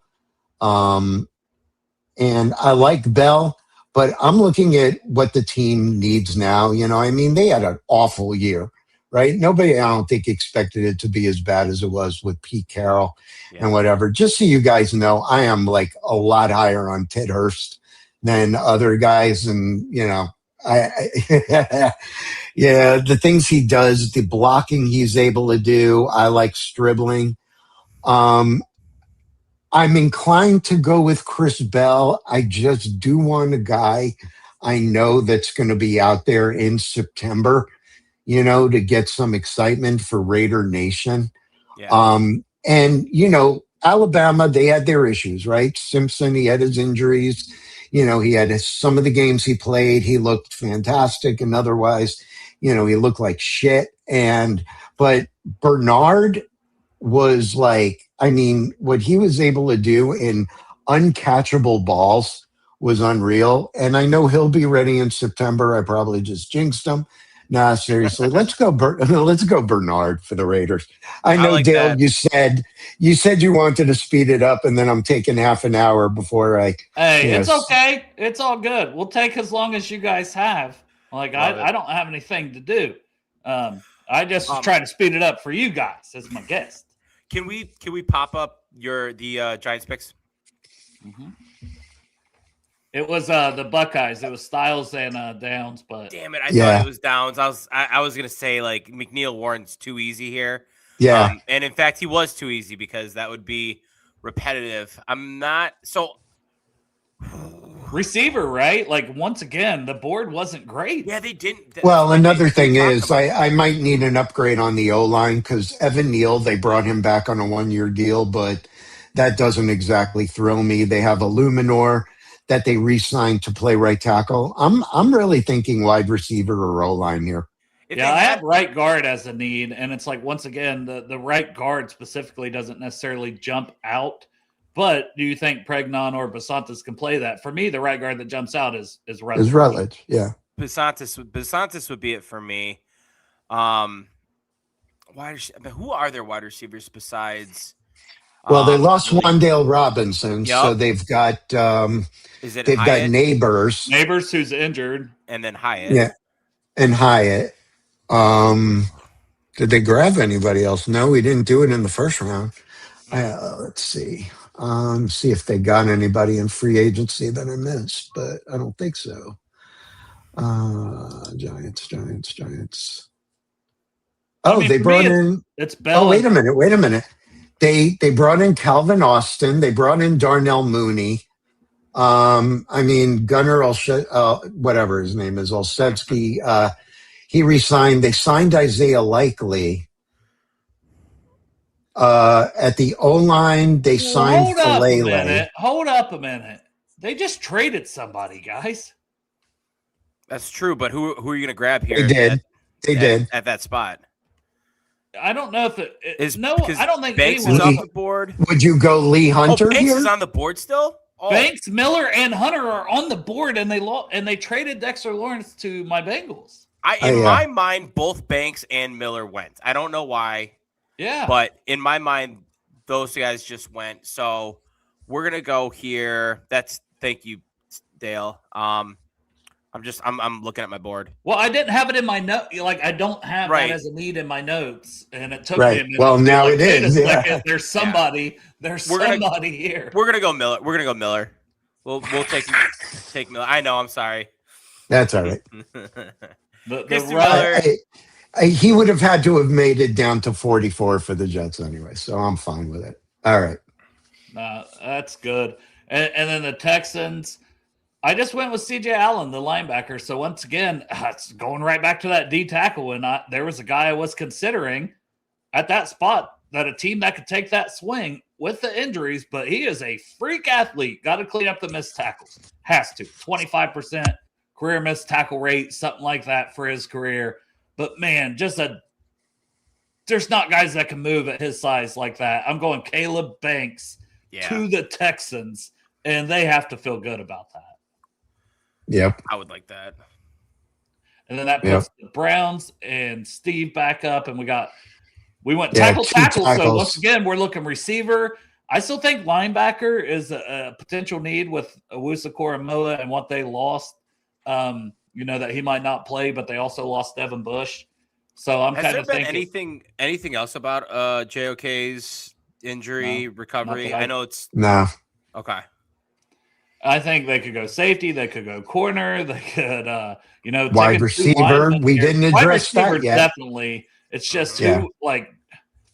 and would they just say, hey, we'll take Chris Bell because a year They from now, might. especially. They might. I mean, they could rely on Judy and Harold Fannin for a little bit until, he's healthy. You have Quinshawn Judkins and Dylan Sampson to run the rock. I mean, hell, we don't even know who their quarterback's going to be. Is it going to be, Shadur? Is it going to, could Watson suddenly shock everybody? But yeah, I mean, I'm thinking he shocked those masseuse people when he's like, you know what I'm saying? yeah, I'm gonna go with Chris Bell here for them. I think the value at pick 39 is just ridiculous, and he may be ready for September or he may be limited, but like I said, I think, I'm not expecting great things out of, this offense right away anyway, Todd Monken but I think between Judkins, Dylan Sampson, Judy, Harold Fannin, they can maybe buy themselves some time. It blows my mind that David Njoku hasn't signed anywhere. I It's didn't even wild. think of that. I honestly just kind of forgot that he hadn't signed anywhere because I know there was like, there were some Bengals fans that's like they should go after him, and I mean honestly, Yeah. I think all 32 teams, every team should. I mean, there might be something that not privy to, but yeah, Yep. I would agree with that. Can you go to the Chiefs picks? sure can. So Okay. McCoy and Messidor, so they go corner and edge, and that's a team tackle, receiver, like stand out. Oh, But also safety, right? Like because Yep. my Bengals got Brian Cook, like McNeil Yeah, so- Warren just so happens to be here. they've got Hicks and are Hicks and Warren redundant? I'm trying to think. They signed Aloy Gilman. Is this a Zion Young spot, a Cassius Howe spot? Like, I'm just Cisse, Pons, like I know what I'm gonna do. I'm gonna get my boy off the board. We're gonna go with Elijah Surratt here. Wow. You Okay. He is literally number 40 on my board. I really like that addition, and I think that would be one that would go a good ways in helping them out. Well, he's going to develop chemistry early, right? Yep. With whoever. Like, that's just what he does. And that back shoulder throw and that type of stuff, he's going to be dominant in that. And I think that he just provides something that room doesn't quite have. And yeah, I would like Surratt there. All right, Bengals fans, if you're in the chat, it's our first pick of this draft. Some damn good options on the board. Traded for Dexter Lawrence, but McNeil Warren, Cassius Howe, Lee Hunter's out now, even though he had a visit, obviously. Zion Young is the one that I don't want, that I think they will be interested in. Cisse, Pons, Rodriguez, Mason Thomas, like even Gabe Akis. Like there's so many guys, Malachi Lawrence here that I'm like, you know what? Jake Golday would be good picks. So I'm going to give the chat a couple minutes to pop who they would take if anybody has an opinion. So I have a Pons and a Pons. And I know a lot of fans, when I do these polls, because I put out another poll for the pick, and they love Jacob Rodriguez, and they think we should go linebacker. I was thinking J-Rod or Anthony Hill.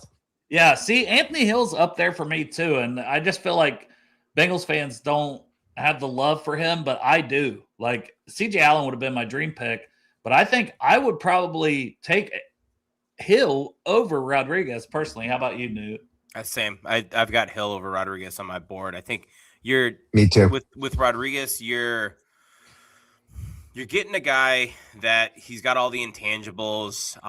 Plus, he's going to be able to kind of do a lot of things in the box. I think with Hill, you're just getting a rangier athlete and one that moves downhill, fires downhill really well. I like Hill better here than Rodriguez. Not like Rodriguez is still solid, but Hill over Rodriguez. Now I'm seeing a lot of Pons. So how about Pons versus Rodriguez? Because I go, all right. So I got my board pulled up and because I know they're not too far off, but I have Pons at 40. I have Rodriguez at 51. Like, so to me, I'm leaning Pons, and I'm seeing a lot of Pons here in the chat. So I love Pons is higher than this on my board. If you're okay with a smaller corner, then I'd say hell yeah, go for it. Well, and what they need, like they have talked about, and Zach Taylor even said Dax Hill plays better on the outside.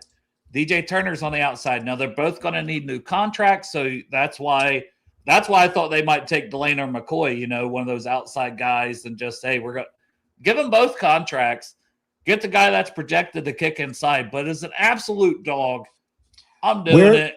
It's honestly, Dale, where do you have Brandon Cisse on your board? Because I'm just trying to think of Al Golden, and I mean I think he likes size, but I have Pons higher than Cisse, but I was just curious. I have him at 46. I have Pons at 40. And even like Cassius Howe and R. Mason Thomas, I have them at 33 and 35. So like it does not fit the Bengals size type though. You know what I mean? So if I'm picking here for the Bengals, that at least has to enter my mind. Similar with Pons, but they had Mike Hilton.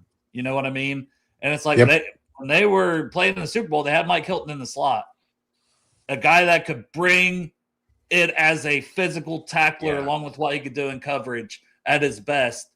And I think that's D'Angelo Pons. So I'm going D'Angelo Pons, and I don't care if no one likes it. I would be, man, out of my mind. And I honestly feel like the way things are going to go, there's a good chance you can still get a solid linebacker in the third compared to getting a D'Angelo Pons in the third for me. Yep. Yeah, I love it. I agree. That's you and Steve, right? Yeah, maybe. Yep. Who did I take for them? Carnell Tate in the first round? Yes. Okay. Then you know what? I'm not going to overthink this. It's going to be easy. This is where I want to go on the D line, and I'm just going to go with Howell right here. I'm not worried about a secondary. Yeah, this is where I want to go. Nice and done. And I think that's going to happen with some of these picks. Yeah. Yep. Ooh, I think I kind of like this. Isn't this an interesting spot for McNeil Warren? I was here? just like, I'm like, man. I would freaking cry if he went before 44. The Jets had the worst safety room in the NFL, but yeah, you got to take him here then for sure. Now, I mean, he's right there. He's right there. I was tossing this around. I feel like no, I haven't. But like at pick 30, I was tossing this around like, Thieneman was here, I'd go there. And obviously Thieneman and McWarren are like a little bit different in that regard, but both have just kind of that impact as that coverage player. Yeah, we're going to go with McNeil Warren here and go back and continue to help out that defensive back room. I think that I could have gone edge here, but the value as kind of a larger consensus because I'm not quite. Well, they traded Minka too, right? Yep, they traded Minka. And that was, I think, the linchpin. I'm not as high on McNeil Warren. Actually, I shouldn't say. He's 41, so this is, like, very appropriate. All right, I guess I'm jumping. Yeah, I'll give you this one, and I'll do my favorite team, the Baltimore Ravens. Yippee. I think All right, so I took a receiver. I got my edge. I got my corner. A lot of different ways. Let me start by seeing who's there at defensive tackle. Just sort that for me to start. I think I know where I'm going to go, but I want to make sure. I think Hunter is still here. Like Grayson Holton. I'm trying to think guys on my board. He's my number 5. I mean, I have Hunter higher. They're 4 and 5 for me as well, Steve. And then you got Dominic Orange, Daryl Jackson. Well, and here's the other thing. This board is not right. Like Corleone's a 7th-round player. I'm sorry.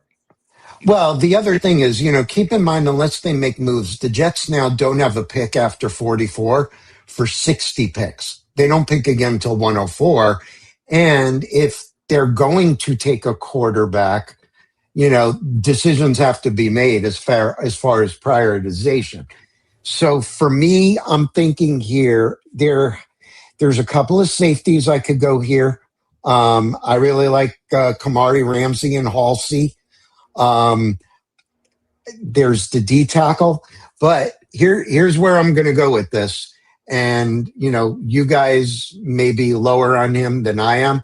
But again, I don't have a pick for 60 picks. And unless I move back in, he won't be around. One of my favorite players on the board with that hybrid potential is Jalen Kilgore out of South Carolina. And he could back me up in the nickel. He could play safety for me. And that's the way I'm going to go with 44. I'm probably crazy. Actually, no. I know I'm crazy, especially with Rutledge and Bisantis sitting here. I don't give a fuck. It's Sunday afternoon. We're having fun. Let's ride, baby. Yeah, Jalen Kilgore. Hey, I'm not mad at it because that's a guy I would certainly consider with, the next Bengals pick. And the Bengals have had a lot of interest. And I agree. It's the versatility. It's the corner safety versatility. He's a ball hawk. He's physical. There's a lot to like with him.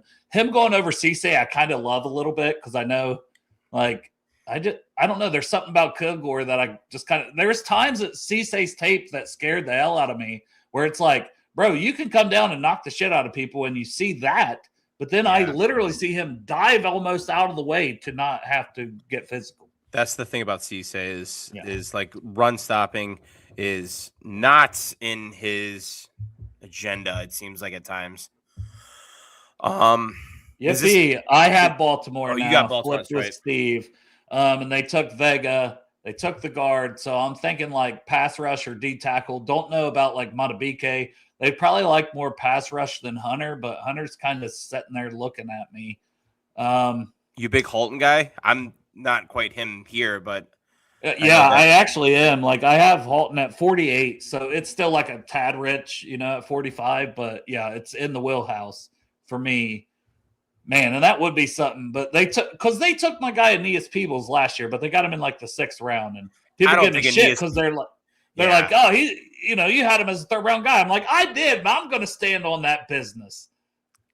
And he went in the 6th round, so he's probably not going to be good. But I got to stand on one every now and then.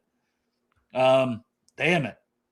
Yeah, so I'm trying to think. So they got the guard. Just off the top of my head, what else? They could always go corner. They could always go receiver. Man, would they be a Cisse team? An Abney? That feels... Keontae Scott. They have? They brought back Awuzie on a 1-year deal, so as basically one of your outside starters. So to me, right. I'm thinking I'm gonna go Cisse here. I'm just gonna go back-to-back Cox. We're taking back-to-back Cox. Oh my God! All right, I get Tampa Bay again. Oh my God! Yeah. Here. Yeah. So, where did we go? We went with Sadiq first, right? Yeah. Right. Yeah. Yep. God, yeah, that would be a good compliment. Who? Let's see here. I don't think Zion Young really fits their team. I'm a little lower on Mason Thomas. Okay. He's 79 on my board. Malachi Lawrence? That's kind of the one where he could go in the 1st round, I feel like. I know, and it's not crazy. It's still rich for me with Malachi Lawrence, but I think it's definitely one where I can talk myself into that here a little bit more. Man, who do they have? I'm looking at that. I feel like they linemen. I'm gonna go look at my needs too. I have an idea at this point. Actually, I have linebacker too as a need. That's where I was going. That's my top need. Linebacker. Then we're gonna go with Jacob Rodriguez here. Makes sense. Yep. I could tell you the Colts are probably happy with that because their GM, he just he needs a linebacker and he just freaking loves high raz and Anthony Hill, I think, had a higher RAS than Golday, and maybe even Caleb Elam-Zor did too. But I think they would go Anthony Hill if he was here. Well, let's talk about these guys really quick. Anthony Hill's Raz 981, Jacob Rodriguez Raz 961, Golday's Raz 985. Like, Oh, there you go. all Okay. phenomenal athletes. But if the Yeah. Colts if the Colts want it and need it, there's a guy out there. I Now, think it's would Golday I- for me. Like, because it's my pick here, right? Yeah. I'm thinking Golday. Like, I'm leaning that direction, and I have made this pick a lot when I do like multiple round mocks, just trying to see how things might shake out. Because that's how weird I am. I'll do that at times, just in my free time. But also like wide receiver, I feel like they could use a receiver. Like Brazel's kind of there too. That wouldn't be crazy. And an edge, right? But what are their edge types that you think they might take?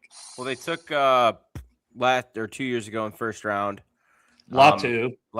Yeah. Oh, this could be a Lawrence or Mason Thomas or Zion Young, or like the edge players are there. They like really athletic guys too, don't they? It's because that's what you're saying, right, Steve? Yeah. Well, and it's Lou Anarumo, Or, so I'm trying to think like what is Lou Anarumo maybe like? Because I don't Well, know if it's a Lou Bengals thing or a Lou it's Lou- Anarumo thing. I mean, Ed. Dale, you know Anarumo, he doesn't like playing young guys, so give him Caleb Banks. You know, you got an old guy there. If he we didn't got go. him off the board. Oh, we do. Okay. I missed that. Well, I'm thinking still, if he you got sticks Lawrence. to that Bengals prototype, Zion Young, if he wants that prototype for the edge. I mean, they've got Arden Key right now across from Latu. Yeah. Yeah. And Tui Maloau. So they did just grab Tui Maloau last year. Okay. I'm between linebacker and edge, so I'm like Zion Young, or my linebacker is Golday here. All right. I don't think you can go wrong.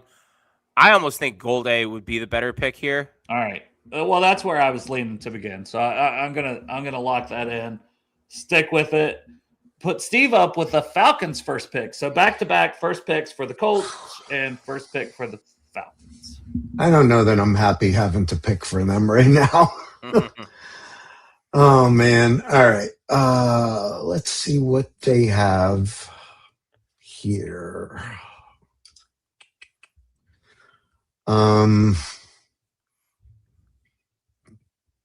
They did a bunch of short-term deals on that D line. They brought in Jahan Dotson. They signed Zacchaeus at receiver. What do you guys think of Lee Hunter or J-Rod here? They flipped a Rororo for Mason. Yeah, Mason Smith. Smith. Does that doesn't preclude you from, or is Mason Smith? I can't remember. He's now. big. That's a big kid out of LSU that I didn't really like his tape. Like, I think he has some athleticism, but it's just a big dude. I think does that make it a little redundant with Hunter then? Yeah.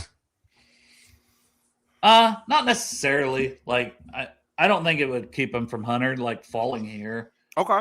But let me see what else I have for needs. Like, I have wide receiver, I have edge, D tackle, and corner. So like, we're kind of the point you start look like Zion Young.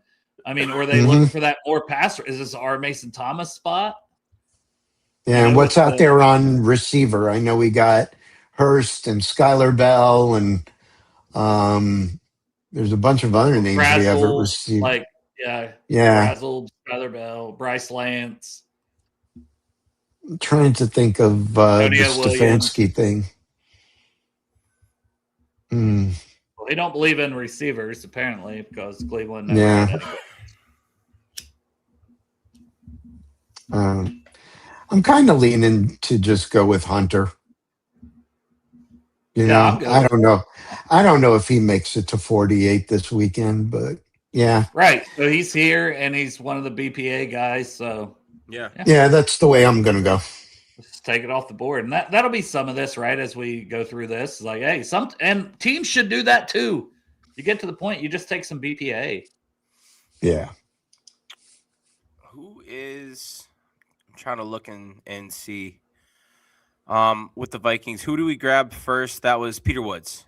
Yeah, and safety, because that's where I thought maybe they would go. I don't know if there's a safety I'd want to grab here. Well, and see, for me, even over Halsey, I have my guy from Penn State, Zakee Wheatley. So I get like it does feel almost a touch rich. And then I'm looking at some other needs that I have written down for the Vikings. So corner, linebacker, receiver to add to that room.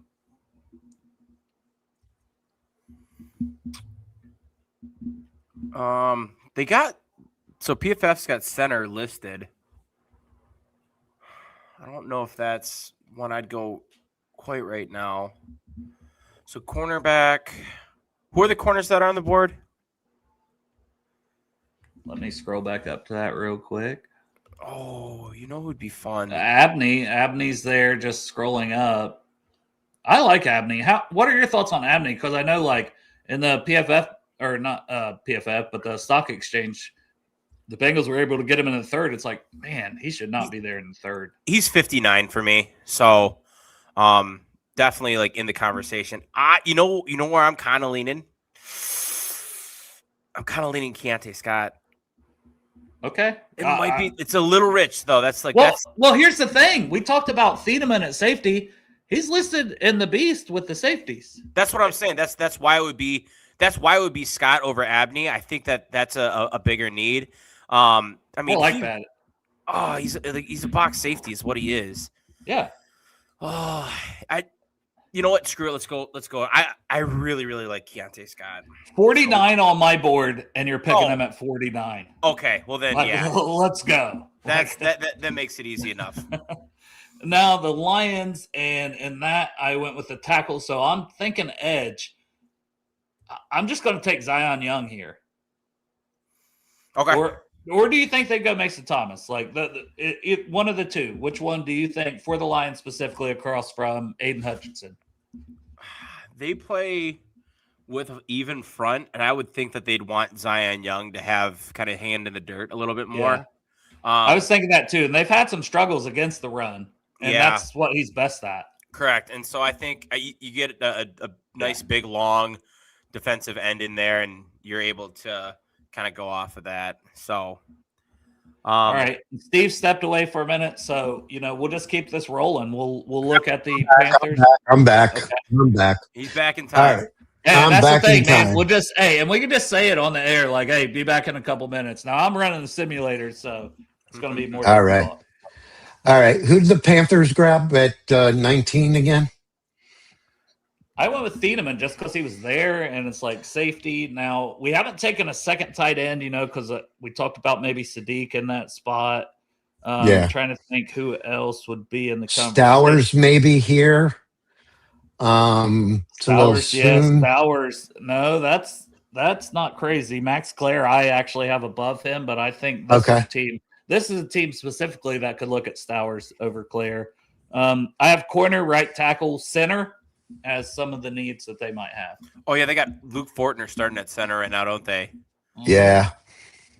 Where are you guys with Connor Lew?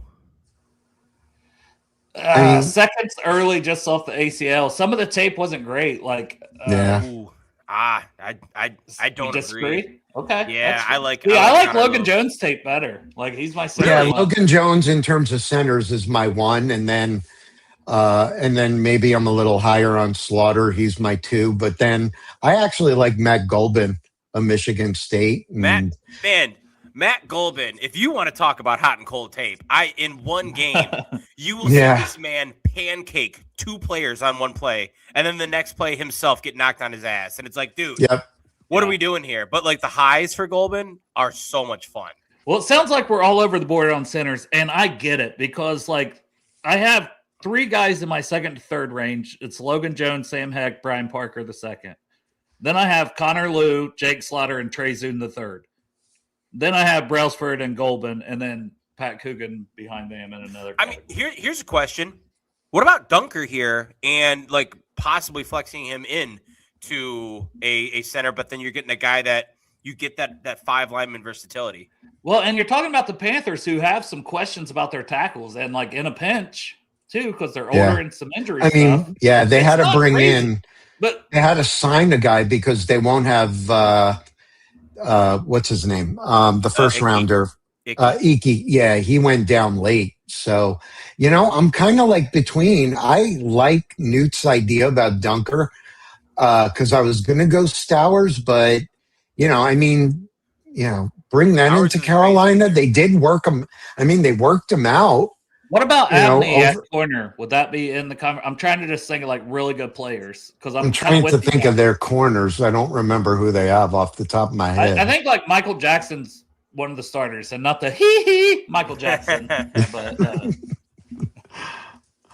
let me just take a look because you bring up a good point. Let's see. that it's just I'm looking at my notes. So, I've got safety. I mean, they got Mike Jackson. Obviously, they have Horn. Yeah, I think. Man. No, I'm going to go with my original idea. I'm going to grab Stowers here, Okay. and yeah. I don't think you could have went wrong. I like to toss out a few options, with the Yep. needs, and all those fit the needs. And on here he is, and they have him at 53 on here, and So you're at that's- 51. You're right around the range. So Oh, we're finally at Newt. Look at that! Finally, we made dude, it. you get a pick. We made it. All right. So Stowers just went. Not that he was going to be. I am between Jennings, Dunker, and probably Gabe Akis. Ooh, yeah. Honestly, Gabe being here might be a little surprising, in real life. I know a lot of Yeah. guys. So I'm meeting in the middle because my top edge on the board still is Derek Moore. I love Derek Moore. I'm trying not to go full nuclear with this. And He's at 57 on my board, so it's not crazy. So Derek Moore's top 30 on my board. Yeah. Oh, I got wow. Lawrence at 45. And so I know a lot of people really like Lawrence. Yep. Of the three of them, Lawrence is my lowest, Moore's my highest, but Akis, I have really Akis at 50. Like, really it's talking of athletic in the player. middle. He's in the yeah, and so yeah, we're flipping the other ones. We're gonna go with Gabe Akis here. I like the player. Solid. I think that he's Solid. gonna be able to come in and be impactful. And I think that once you get past this group of edges, like with your Lawrences and like Zion Young already went, and Derek Moore, like those four, like depending on where Danny Dennis Sutton goes, like it's just like there's kind of a bigger drop off. Man, why do I have to pick for the Steelers once again? Like, man. What did they do in round one? Kai Lemon. They went Makai Lemon. I think this has got to be a guard, right? I mean, that's what stood out to me is like guard right away, and left guard is the need, and Pregnon and Basantas Right. is both here. They can't Yeah. go Better. wrong with either of them. I want to go with the one that's higher on my board. It's Pregnon, but neither of them are honestly too far apart.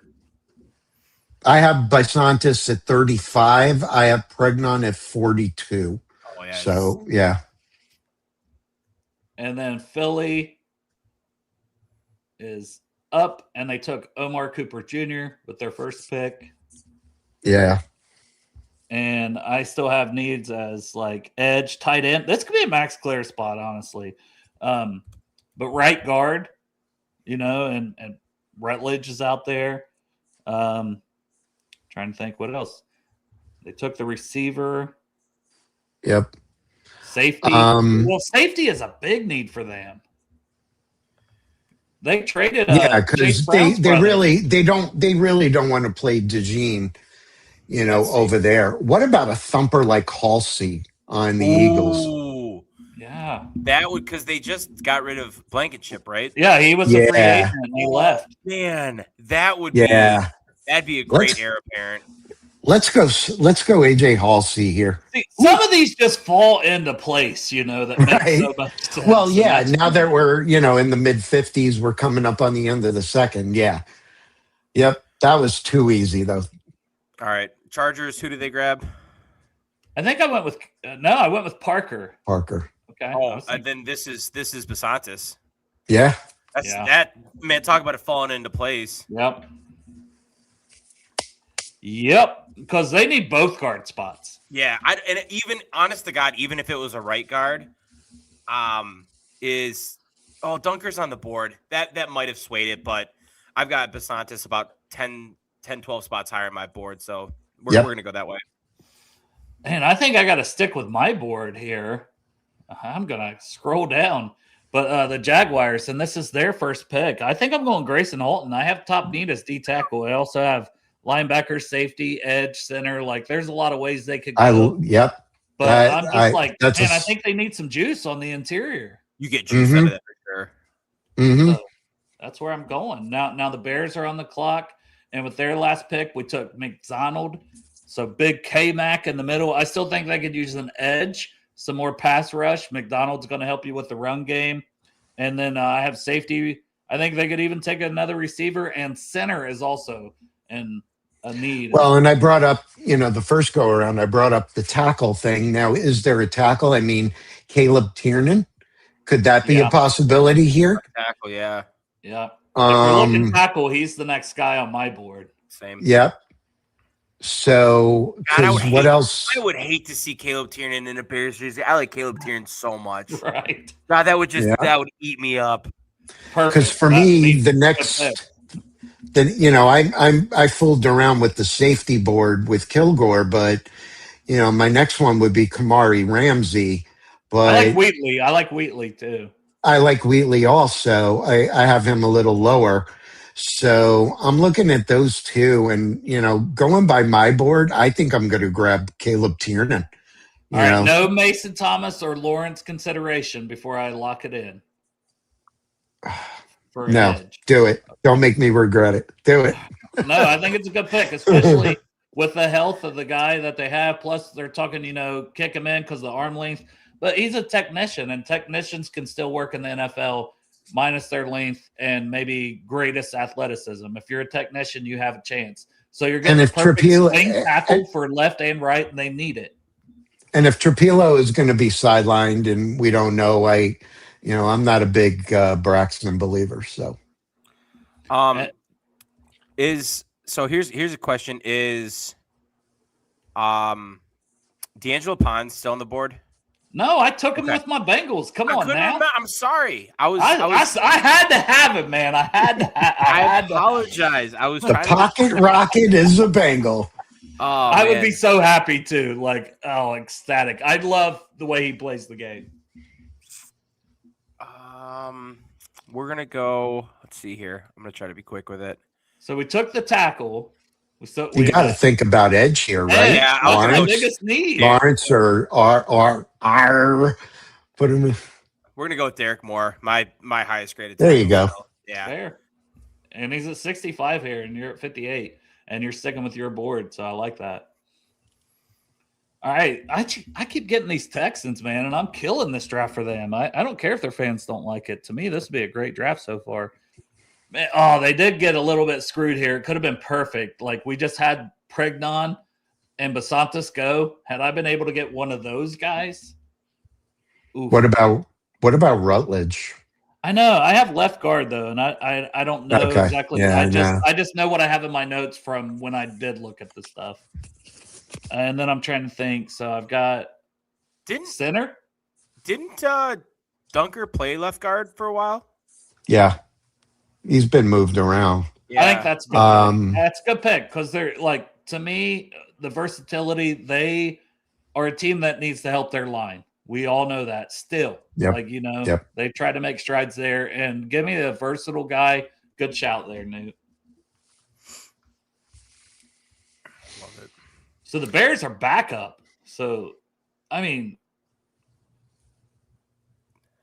so we got McDonald and Tiernan, and now the Bears back on the clock could still take an edge.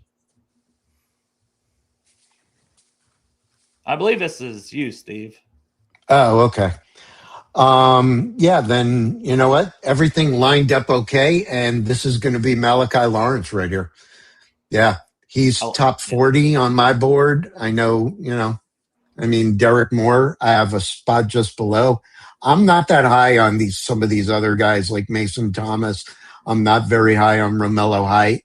I had Gay Backus, but obviously the pack went with him. But yeah. All right. What did the Rams take with their first 2 picks? I think tackle. First pick, sorry. Yeah. Okay. Trent McDuffie, right? Yep. That's that's what I flipped up in my head. Yep. Spencer Fontenot and basically Trent McDuffie with their first 2 picks because they traded. Yep. And so Receiver's an option here, or tight end. Maybe Max Clare, or depending who you got. I have a linebacker still as a need too. Like, just that's what I have down. I don't know if their depth chart stands out to other people. So linebacker, receiver is definitely like probably the top one. What's the receivers on the board look like? Ooh. Brazel, Bell, Lance, Williams, Branch, Burks, Hurst, Field, Stribling, Brennan Thompson, CJ Daniels. I think, I don't think we need to scroll down past that. Man. I low-key really like Antonio Williams. That's the one I was thinking, honestly. He's my highest graded wide receiver that's still available. Him and Bryce Lance are like back-to-back. Yeah. And I think Antonio Williams is another guy that he can complement well inside. You can do a lot of things with Antonio Williams. Mm-hmm. I got Anthony Hill higher on my board. Oh, what am I doing here? I got to do this. I got to give a shout out to my boy. I've kind of let him sit because I'm aggressively high on him and I don't want to be too ridiculous. But they got the need there. Is back at linebacker or receiver? Linebacker. Okay. Josiah Trotter out of Missouri. There you go. Thumper. Yeah, he's a top 30 guy on my board. I know I'm higher on him than consensus, so try not to throw too many wrenches into it, but I'm going to give him some love and give him a shout out. No, I mean, we're at 61. He's at 66 here. I'll look up my board real quick. He's at 60. Yeah. He's at 60 for me. I really like Josiah Trotter, so we'll get him off the board here. Young too, man. Super young. I think he just redshirt sophomore. Yeah, he might still be 20 or he just turned 21. He's one of the younger players in the class. He's got to come along with the coverage, but man. Yeah. Oh, do you just take R. Mason Thomas at this point? Because I don't know. The question's on you. I know, but that's what I'm saying. I think D tackle and tight end are probably up there also. I have D tackle, linebacker, and tight end. Mm-hmm. Who's playing tight end for them right now? Evan Ingram. I don't think they brought anybody else in. Okay. So like Max Clare makes a lot of sense for me. Basically, you can get your boy out there then. Yeah. But I want to be fair to it here, and I'll just scroll down on the consensus here and see if there's a D tackle that just pops. Dominic Orange, it's not popping. Linebacker would be Anthony Hill. Who do they have at linebacker? Like, do you guys know? Who did they get from San Francisco? But he didn't. He was only a 1-year deal, right? He went back to San Francisco, right? He went back, right? So I think linebackers the need and tight end. So I'm thinking we didn't take Anthony Hill, right? Is he just he's low on here? I'm pretty sure we didn't take Anthony Hill.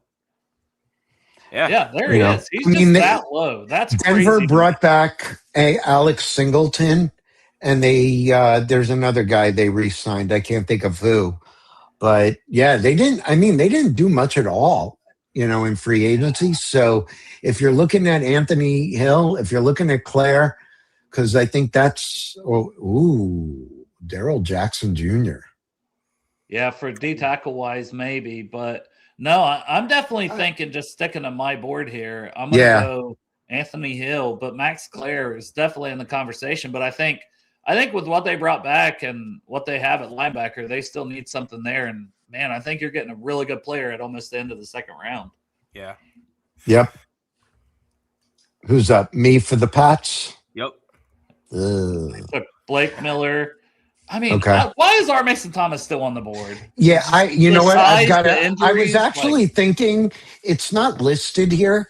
I was actually thinking of Max Clare here, right? Because the tight ends are getting a little up there. But at this point, I'm making the move on our Mason Thomas because I think tackle and D line are the two biggest things for them. So yeah, I you know, agree. I have edge as their biggest need. I would and consider Dennis Sutton. Danny I Dennis love Sutton. him. You know, he was one of my top 5 guys coming out of summer scouting, and I still love him. But Do you think specifically for them then, Mason Thomas or Dennis Sutton with what Vrabel likes? Does it make? I actually like Dennis Sutton. If I was making the pick for Seattle, I like Dennis Sutton here at pick 64 for Seattle. Or I would start So go Mason considering Thomas. You want me to go Mason Thomas? Thomas for the Patriots. All Yeah. right, and then Newt. Are you Newt, you're up. considering? What are was you what considering? were the first 2 picks? Or the first pick, I'm sorry. Terrell. Okay. Terrell. We're gonna go Dennis Sutton then. If I couldn't remember if it was a cornerback or not. I was gonna snag at Abney otherwise, but yeah, we'll go Danny Dennis Sutton here. Yeah, that Thomas makes just sense. went.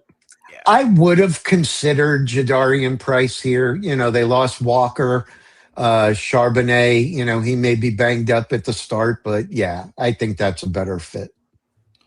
All right, so we went tackle, we went quarterback, linebacker. Man, we kind of took him off the board here because I think they could still use an upgrade over Cody Simon at linebacker. Oh yeah, and he's still decent, but you know, young guy there, and I think he could upgrade.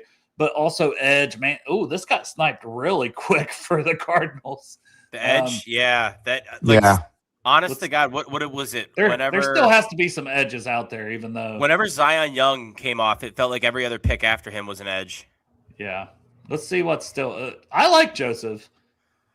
Joshua Josephs. Like Joseph's, not quite here, but in the about, later part of the 3rd round. What about Deshaun Barham? Yeah, that's the other one that stood out to me. Like he's the highest one on my board that's out there.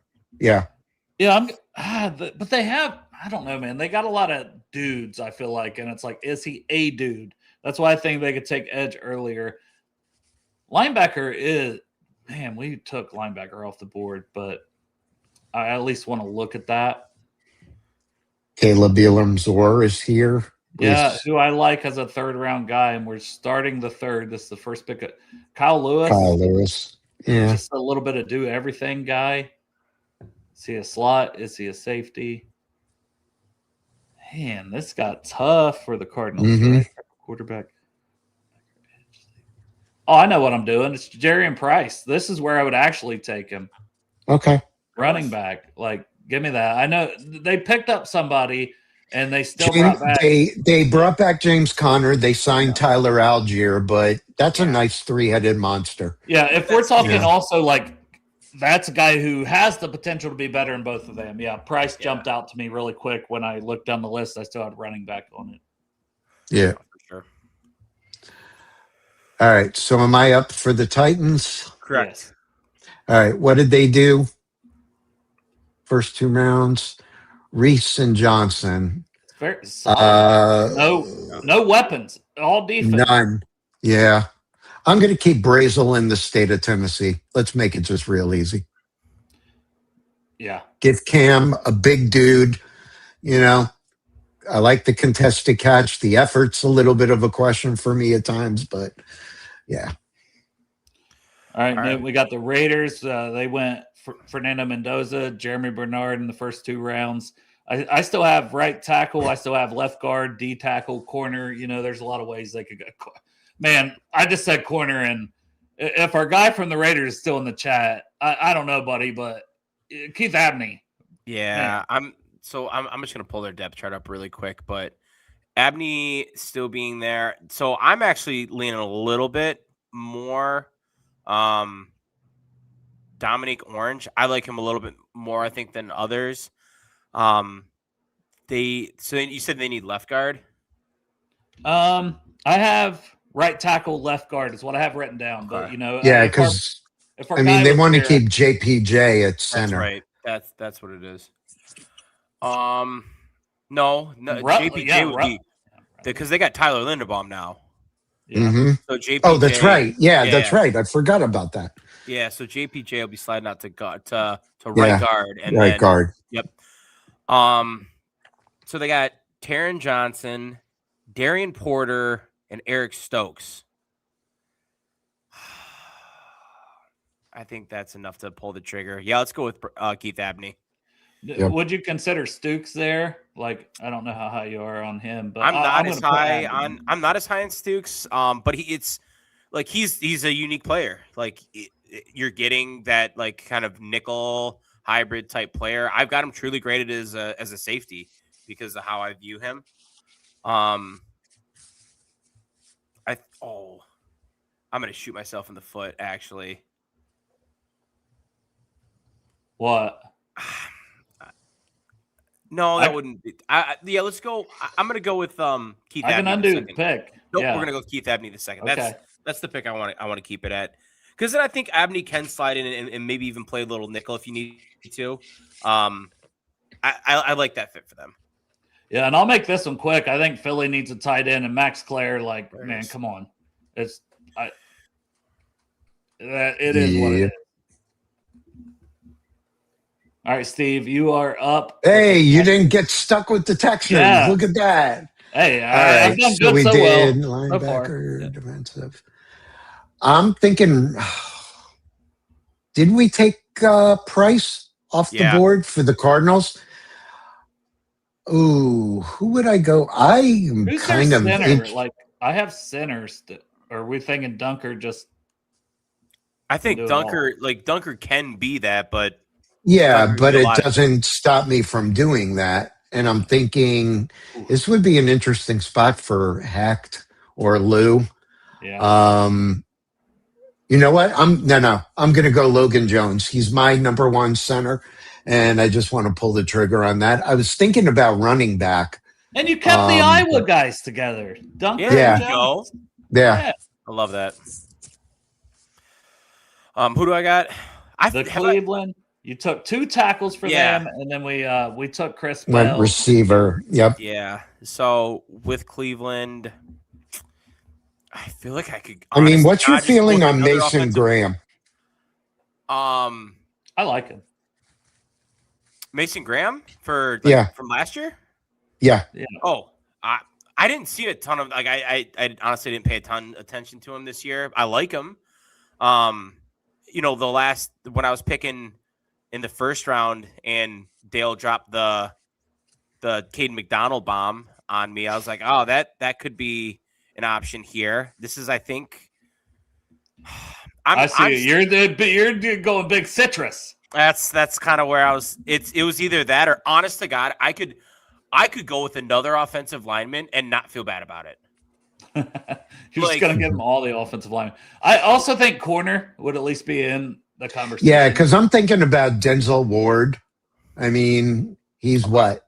He's not a kid, but he's not getting it up there. But I was thinking about Igby here maybe, but I do like the idea of big citrus. I also like the idea of Antonio Williams, because if Bell's not ready in general, but also one could play in the slot and one on the outside. You know, right? When you say they're starting 3, it's like, okay, you can get by with that. Judy Tillman, if he stays healthy, and Isaiah Bond, who they got obviously kind of in that weird situation. But at the same time, I could also like upgrade every single one of those, I feel like, to the point of Antonio Williams, where I think Bell, has the opportunity to step in and be one, but Isaiah Bond, I don't know if that does keep me from taking Antonio Williams. And I have them. Right. Oh man. We're gonna go with I've got so many thoughts.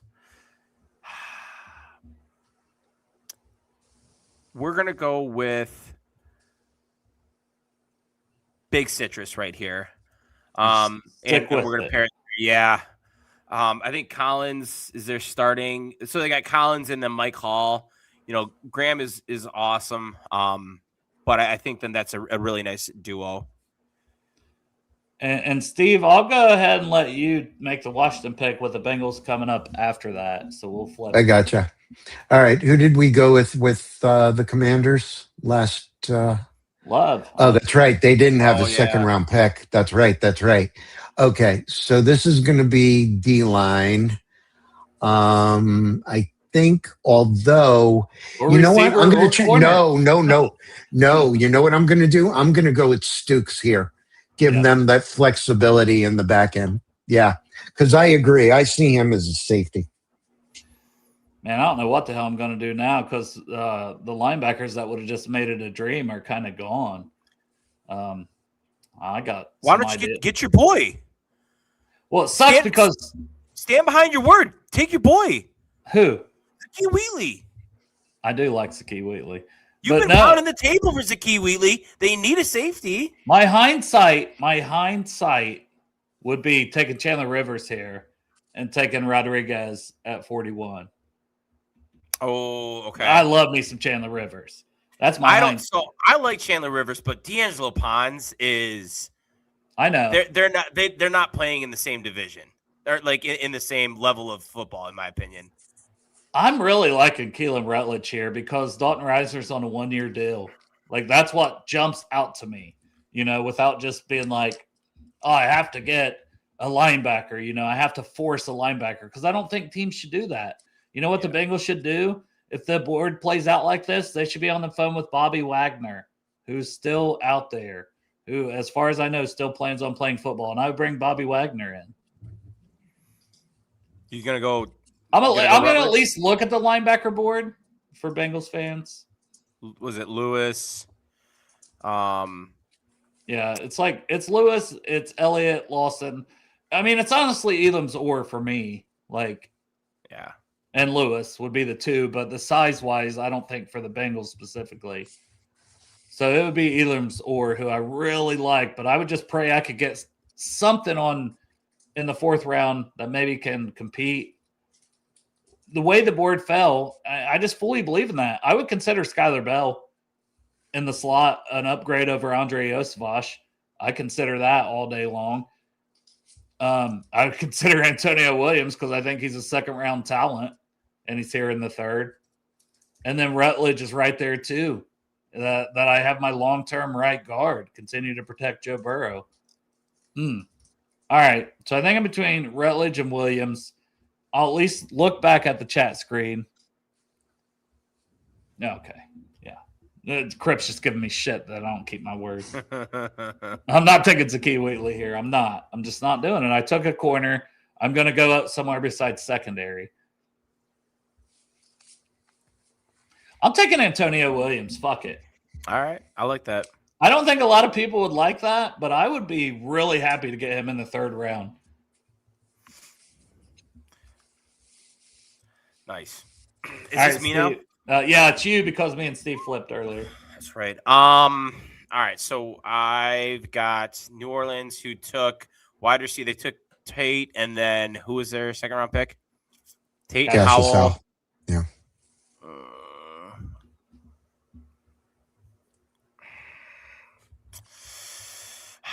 Corner, right? Mm-hmm.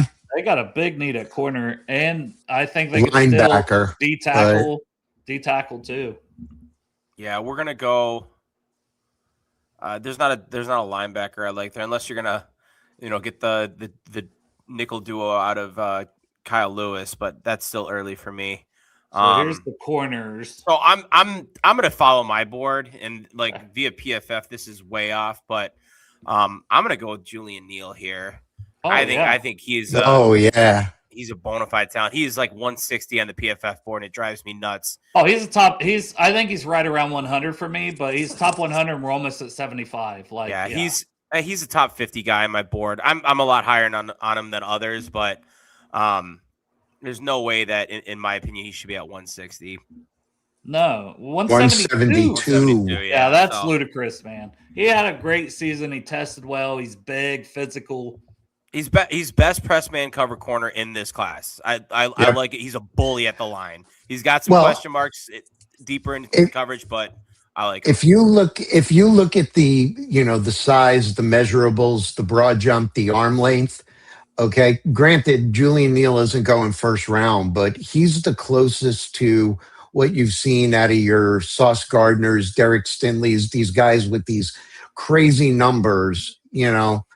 172 is a bit of a joke. So am I up with the Chiefs or is that you, Dale? It's me, and I'm thinking Good. Safety here. And, I know I could stick with Wheatley, but I'm thinking they might want a more ball hawk kind of player here. So I'm thinking coverage guy. Bud Clark. I'm thinking Clark, Smith, or Ramsey. Like, I think there's 3 of them there they could look at. What do you think, Newt? You don't like those Zakee Wheatley that much as a coverage guy? I think he's better flowing downhill against the run. Okay. He's got the length to cover, but there's just some awareness in coverage that I'm like, it's a touch off. Like, I love him overall, but I think more like let him go downhill, let him almost be more of that box safety is where he excels. All right. Well, if it was then next guy up for me that's on the board, it'd be Bud Clark. Okay. See, and I was thinking maybe Ramsey because he played more nickel corner and already taken McCoy, and they lost McDuffie to fill almost 2 roles. I was kind of thinking Ramsey, but I think Clark could do similar. He's only in the 180s, and he's a ball hawk. So I'll go Clark. Yeah. He just gets a little, Smith, the tackling sometimes, and with Bud Clark, he gets a little over aggressive, just going for the ball. Yeah. But, maybe Spags settles him down a little bit. All right. So the Dolphins, they didn't. Okay. They went corner, wide receiver, safety. Let me see the interior offensive line for these guys. That's not a bad call. Yeah, and I think, Rutledge is still there. I think so. Yeah, I don't remember hearing his name. Oh, so he's still there. Well, Boom, he was the done. other one in consideration for me. Boom, done. Let's go, Connor. Let's go, Keelan Rutledge. Yeah. Good pick. And then Newt, you get the Steelers. So Lemon, Pregnon. Oh, they did take Pregnon. Okay. What you want Nussmeier? Do I want Nussbus? No, I don't. So are you completely out on the opportunity to let Will Howard be a starter? No. I wouldn't say I'm out, but I don't think that'd be something, But I think like if I have an opportunity to get a bona fide first round talent, yes. But I think after that, I'm not going to spend. You're doing the same thing, right? Exactly. And I would much rather who I have in the building give them a chance than spend draft capital outside of that. So I'm not in for the quarterback. If Aaron Rodgers doesn't come back there, go sign a vet and let Will Howard play it out and see what happens. Well, don't they still have Mason Rudolph? Yeah, they have Mason Rudolph. And it's not Tomlin anymore, but Omar Khan, the ownership, they've loved him. Yeah, and he's a locker room guy, and I think there's a lot of good things there. Bro, there's a guy here. If they want to have the most handsy duo in the secondary. Yeah. That's true. I'm just scrolling really quick. All right. So I've got offensive line, wide receiver, which we grabbed both of them. Do they need multiple offensive line positions? Some people think they could use a tackle, but I just had left guard, and my other needs are kind of a slot corner, a safety, and a linebacker, and a quarterback. But like we said, quarterback, nothing there. A slot corner, safety, and a linebacker. Safety, slot corner, safety, and a linebacker. Who besides now that we grabbed Mekhi Lemon, who else is there wide receiver besides DK? They traded for Michael Pittman. Okay. Yeah.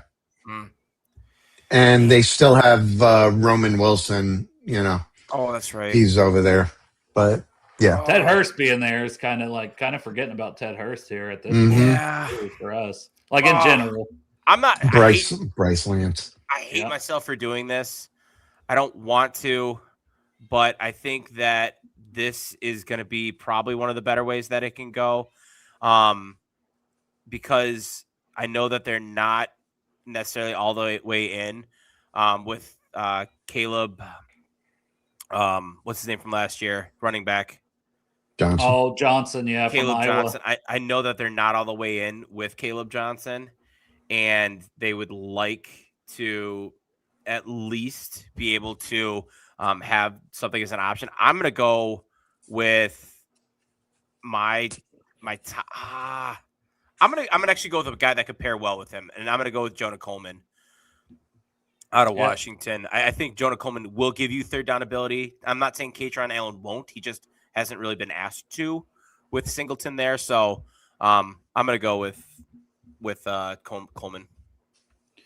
All right, now I got the Buccaneers, and they took Kenyon Sadiq, Jacob Rodriguez.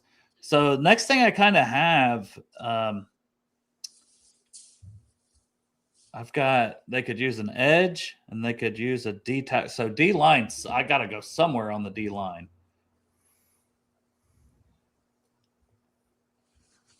I don't know, Daryl Jackson. I think they'd want more juice because the guy's been injured.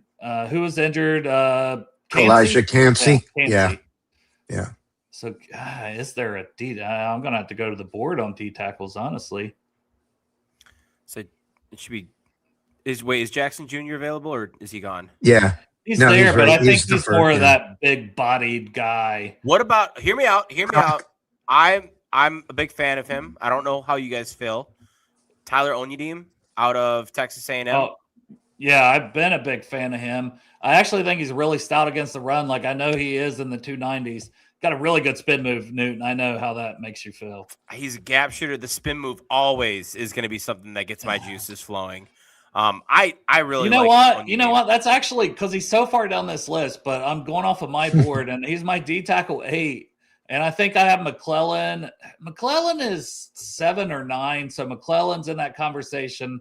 And then I got Proctor at like 11 because I was thinking Proctor till you mentioned. Yeah, no, that's the way to go for me. It's on Edom.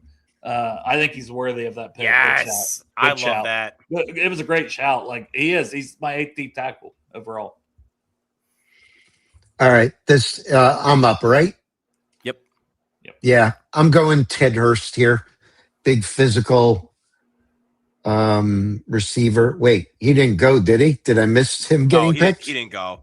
No, okay. Must just He's be just when lower on their board. Yeah, I flipped to the wide receiver. We were on the receiver board a minute ago. Yeah. There he is. Yeah, this is where I'm going to grab him. Like the athleticism. Yep. Is this me with the Falcons? Yep.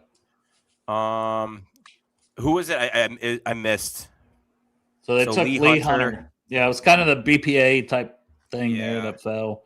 Oh, this is. I think I know I'm going here. I just want to see their depth chart really quick.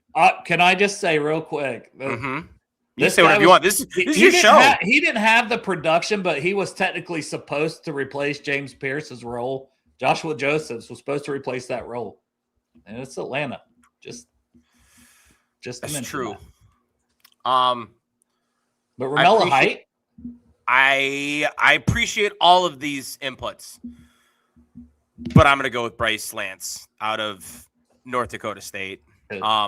I think the edge is absolutely something that needs to get hit, but I think that aside from Drake London, like Olamide Zaccheaus and Jahan Dodson, I could easily see either one of those guys, maybe not Dodson, but Zaccheaus especially, getting upgraded. So I'm going to go with Bryce Lance. Man, and good, because I think you kind of screwed the Ravens over, and I have to pick for them. So, anything to screw the Ravens. Yeah, I'm here for that. I think they definitely need a D tackle, and this is where I'll take Daryl Jackson Jr. Like big, monstrous dude with 35-inch arm length. Just give me that guy, and then that puts Steve and Jacksonville up. I took Grayson Halton with them last time. This is where, let's see the tight ends. I know Claire went, but who else is out there? Everybody but him and Stowers and Sadiq. Jolie, Delp,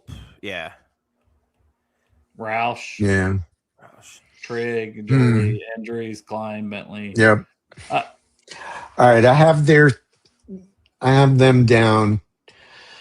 Yeah, tight end, and they could also use a linebacker, but I don't know that there's anybody here that's going to really do it for me at the linebacker. I mean, I don't know what happens. I don't think they're going to trade Brian Thomas Jr. and take a receiver, but we're not playing that game here. Let me just see what the linebackers are like.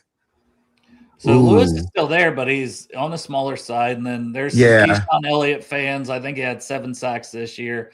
Lawson's only like 228 or something. Which is concerning, but multi-year green dot captain for Bama.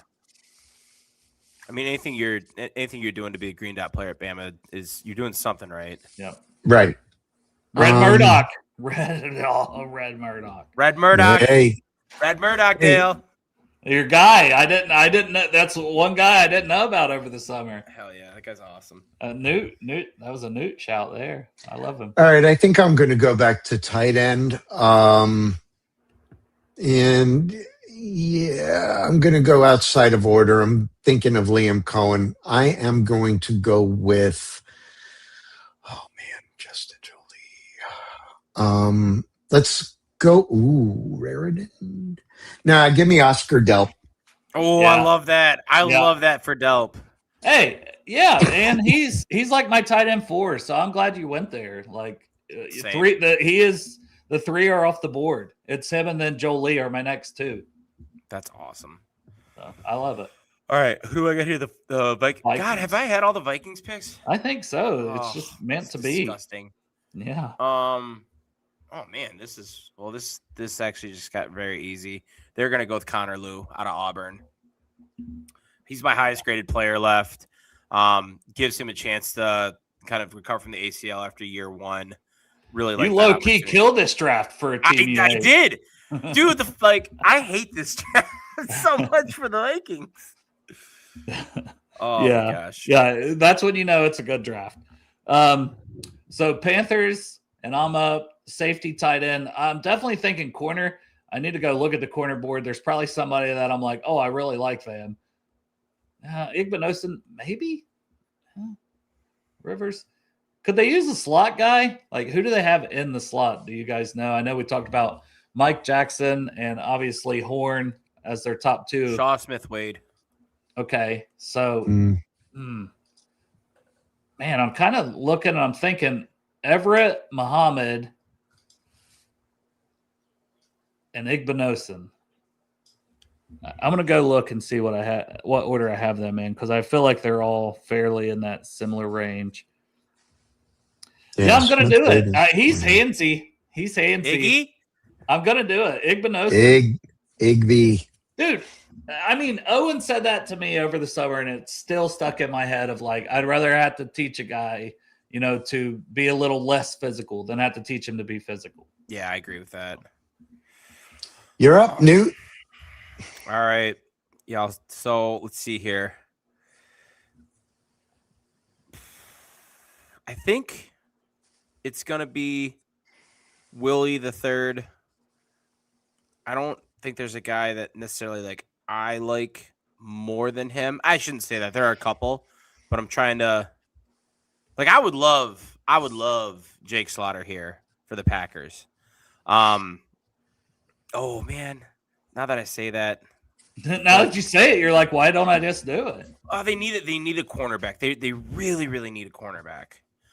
And I think that this center class is just so deep where I'd be willing to bet on a center prospect being there, and they don't need one right away with Sean Ryan signed back. So I love Jake Slaughter. I hope there's no way in hell he's on the board by the Packers by the time the Packers pick again at 120. And so for that, I like it. It hurts, but I'm gonna go with Will Lee. I think that's the mature pick to hit a position that you completely threw me off. I was going to the center board, and then I think I was already on the corner board. Yeah, I thought you had talked yourself into Slaughter for sure. I thought I did, and I don't know. I think once again, there's a better chance to get a center at 120 than there is a cornerback that I like at 120. All right, that's fair, and I agree. I do. There's such a big cluster of these centers, and the corner board is going to dry up. Yeah. Oh, hey, look who gets the Steelers. Yippee.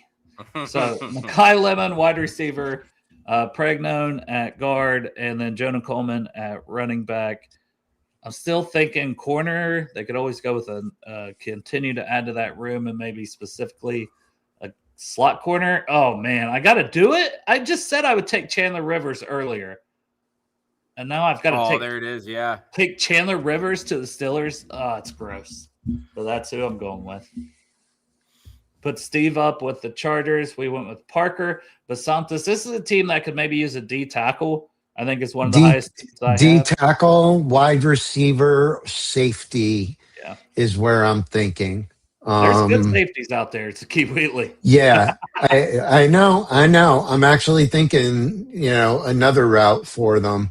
But let's see who's out there. Make it easy. Yeah, let's keep Ramsey in the state of California. Yeah. I have him a little bit higher for me than Wheatley, but yeah, I like the California kid.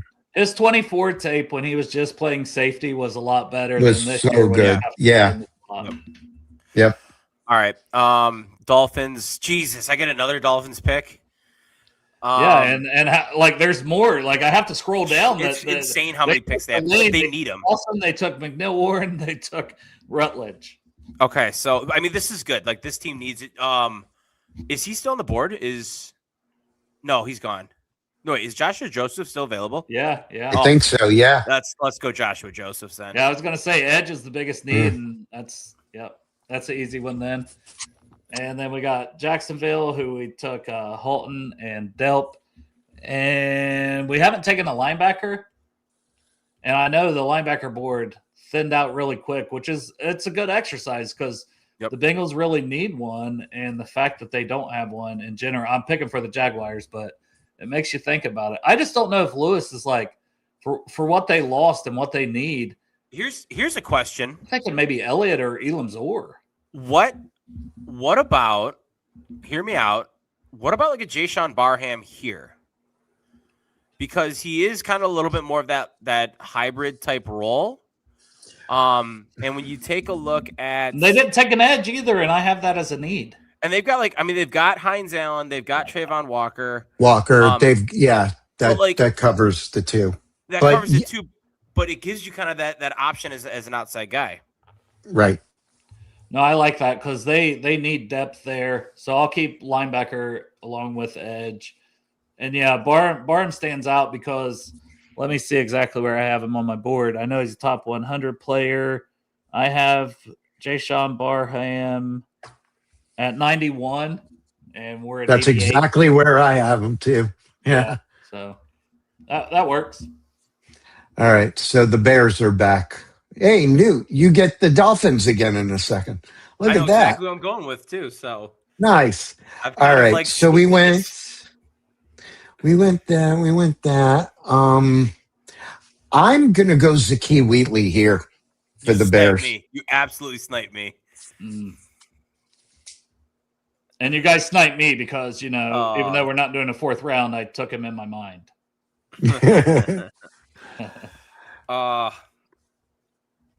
Yeah, I just like him a little better than Smith. I would have gladly just completely turned over that room. I mean, what about another corner here? I was going to say, they could certainly double down on corner. That's kind of where I'm at. Oh man, it's so easy with the Ron Wolf tree making its way down in Miami now. We're gonna go with Dalen Everett out of Georgia. I like him. Just freak athlete, big. It's just that it's too easy. And Buffalo. So Buffalo took Casey Concepcion in the first round. Another team linebacker, maybe either or edge. Safety, left guard. Edge for sure. I think that team needs. Would they take a Romello Height being the size? Owen's been pounding the table for Barham, and I can't see how different are you going to see Height and Barham? Yeah. In terms of their play style, I should say. I just think Barham is so much more physical. He is, but even though he's 240, he's super physical. I don't know. I mean, we're to the point, you're getting here, pick 91. You're kind of taking some of your best players still available. And I do feel like I still have Romello Height as a top 100 player. I mean, the size is definitely concerning. He's the 13th highest player on my board currently. I have him at 85, so we're at 91. Yeah. I'm going to take him because I think they could use an edge, and it's high on my board still. He's super explosive, but the age, the size is definitely concerning. I get that. All right, so am I up? There were Yes. two ideas I was having here, and I'm going to go a little crazy. I'm going to go in the secondary. One of my highest corners here, he's not going to, I think he's going to go not much after this. I'm going to blow it up. I'm going to go with Charles Demings here. Oh, top 100 guy. That's Mhm. awesome. That Yeah. is awesome. I like it. I have him ahead of Devin Moore. I have him ahead of Takario. He's in line with Malik Muhammad, who I could have kept in Texas, but I like it. Swing for the fences, with that small school guy, super athletic, really good ball skills, and might end up getting a superstar. Yep. I like it. This became pretty easy for me with the Rams. Skylar Bell? Yeah. He's my top receiver still on the board. I think he's going to be a slot at the next level. It just pairs so well. They're back up again? Yeah. They have 4 picks in the 3rd round. I don't even know what they could need so corner. They could literally still go with quarterback. Corner. We took a wide receiver. We took an edge. Tight end. Did we take one? Do they need? I have it on the. Brenton. Oh God, they're starting tight ends. Brenton Strange. Yeah. So. Yeah. I like Jolie, but I think I'm just gonna get an all-around tight end. I'm gonna take Roush. Oh, that hurts. Jolie's top 50 player on my board. No, I really I have him higher. Like if I was going strictly on my board, I was trying to take let's get the bigger size. Yeah. The Dolphins need everything. They need an extra blocker. Roush can block better. Yeah. Roush is 20 pounds heavier. Yeah. Than damn near every other tight end we're talking about at the top. Yeah. That was kind of the thought why I went. That makes sense. Is that Steve? Is that you? Steve with the Patriots. Okay. This is where I'm going to go Caleb Elam-Zor. Yeah. I see linebacker. I thought about tight end also, but this is, I've got Elam-Zor as a top 100 player. So, yeah. Let's go linebacker. Same. Top 100, and we're getting near 100.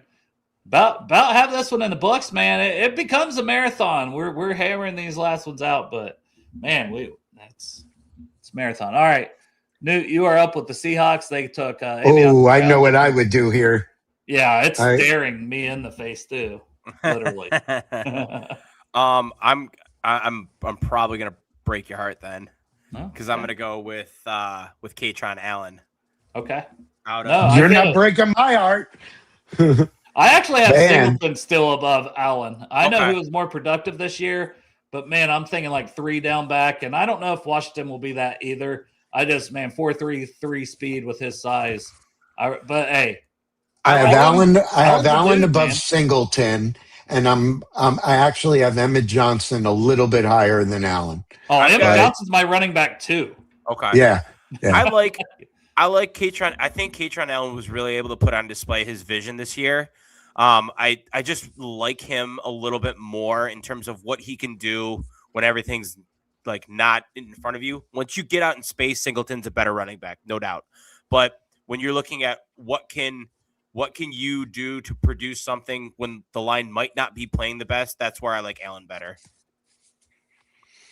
So I'm thinking here with the Minnesota. Took Peter Woods, Keontae Scott, Connor Lew. They need a running back. They do need a running back. And as much as I think for them specifically, Washington fits. So I have Emmett Johnson above Washington, but they're my 2 and 3, actually, on my running back. And then I have the other kid from Notre Dame as 4, who we took earlier, Jadarian Price after Love.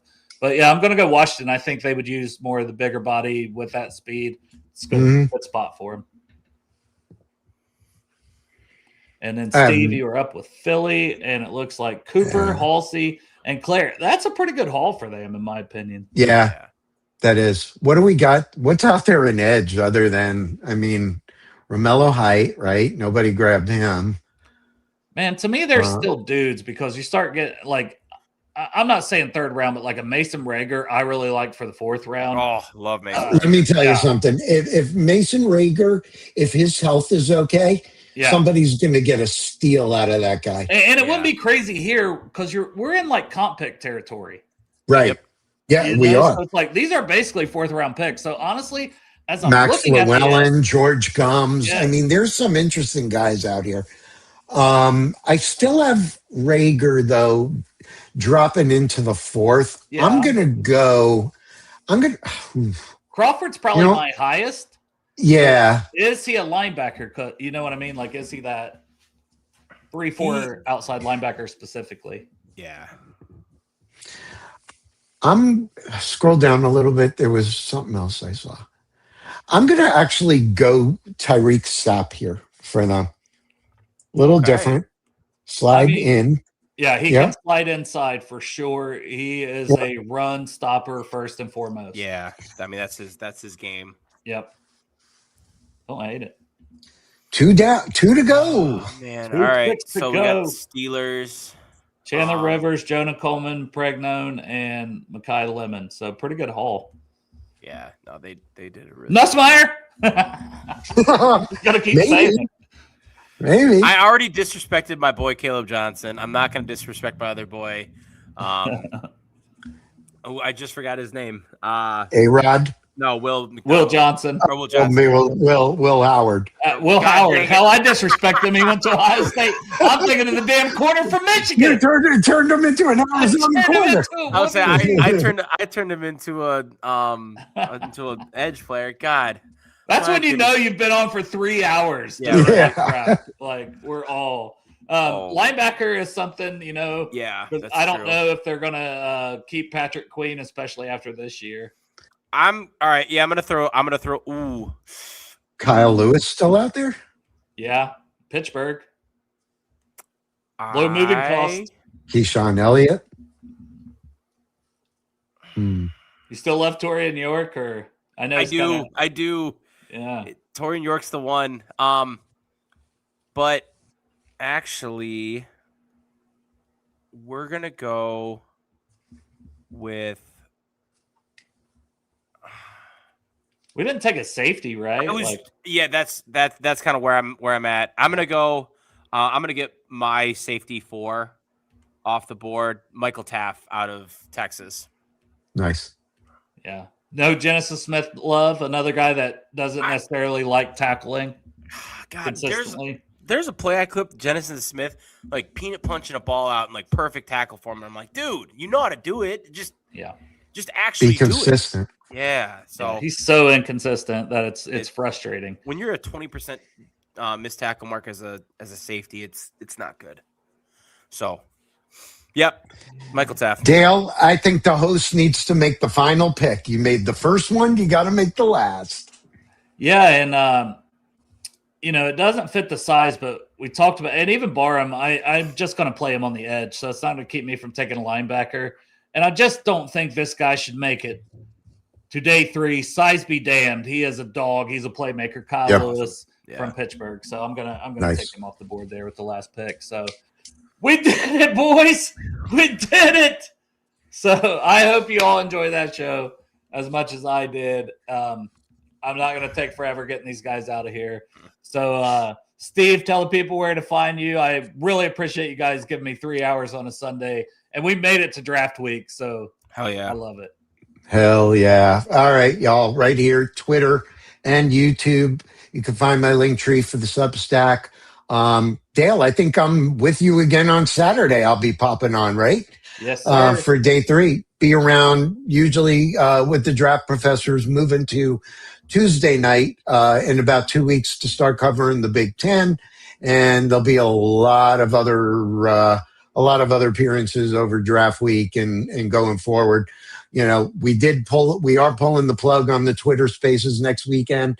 It's run its course. It's time. It got real ugly in there today, Dale. People misunderstood what we were talking about with the Bengals. It got ugly. But anyway, that's where you find me. Newt, over to you. Yeah, you can honestly find me at NFL Draft _Weston, much like Steve. I got a link to really everything I do there. Podcast with Cheesehead TV, Draft Professor on Wednesday nights, and I run ZeroTechDraft.com. Really, it's just a medium for me to put on my big board and my mock draft. So that's where you can find me. Yeah, that's it. Man, I really do appreciate you guys taking the time, and anybody that tuned in, Thank you for tuning in. It was a fun show, and I enjoyed it. Enjoy the rest of your Sunday, fellas. Appreciate you guys.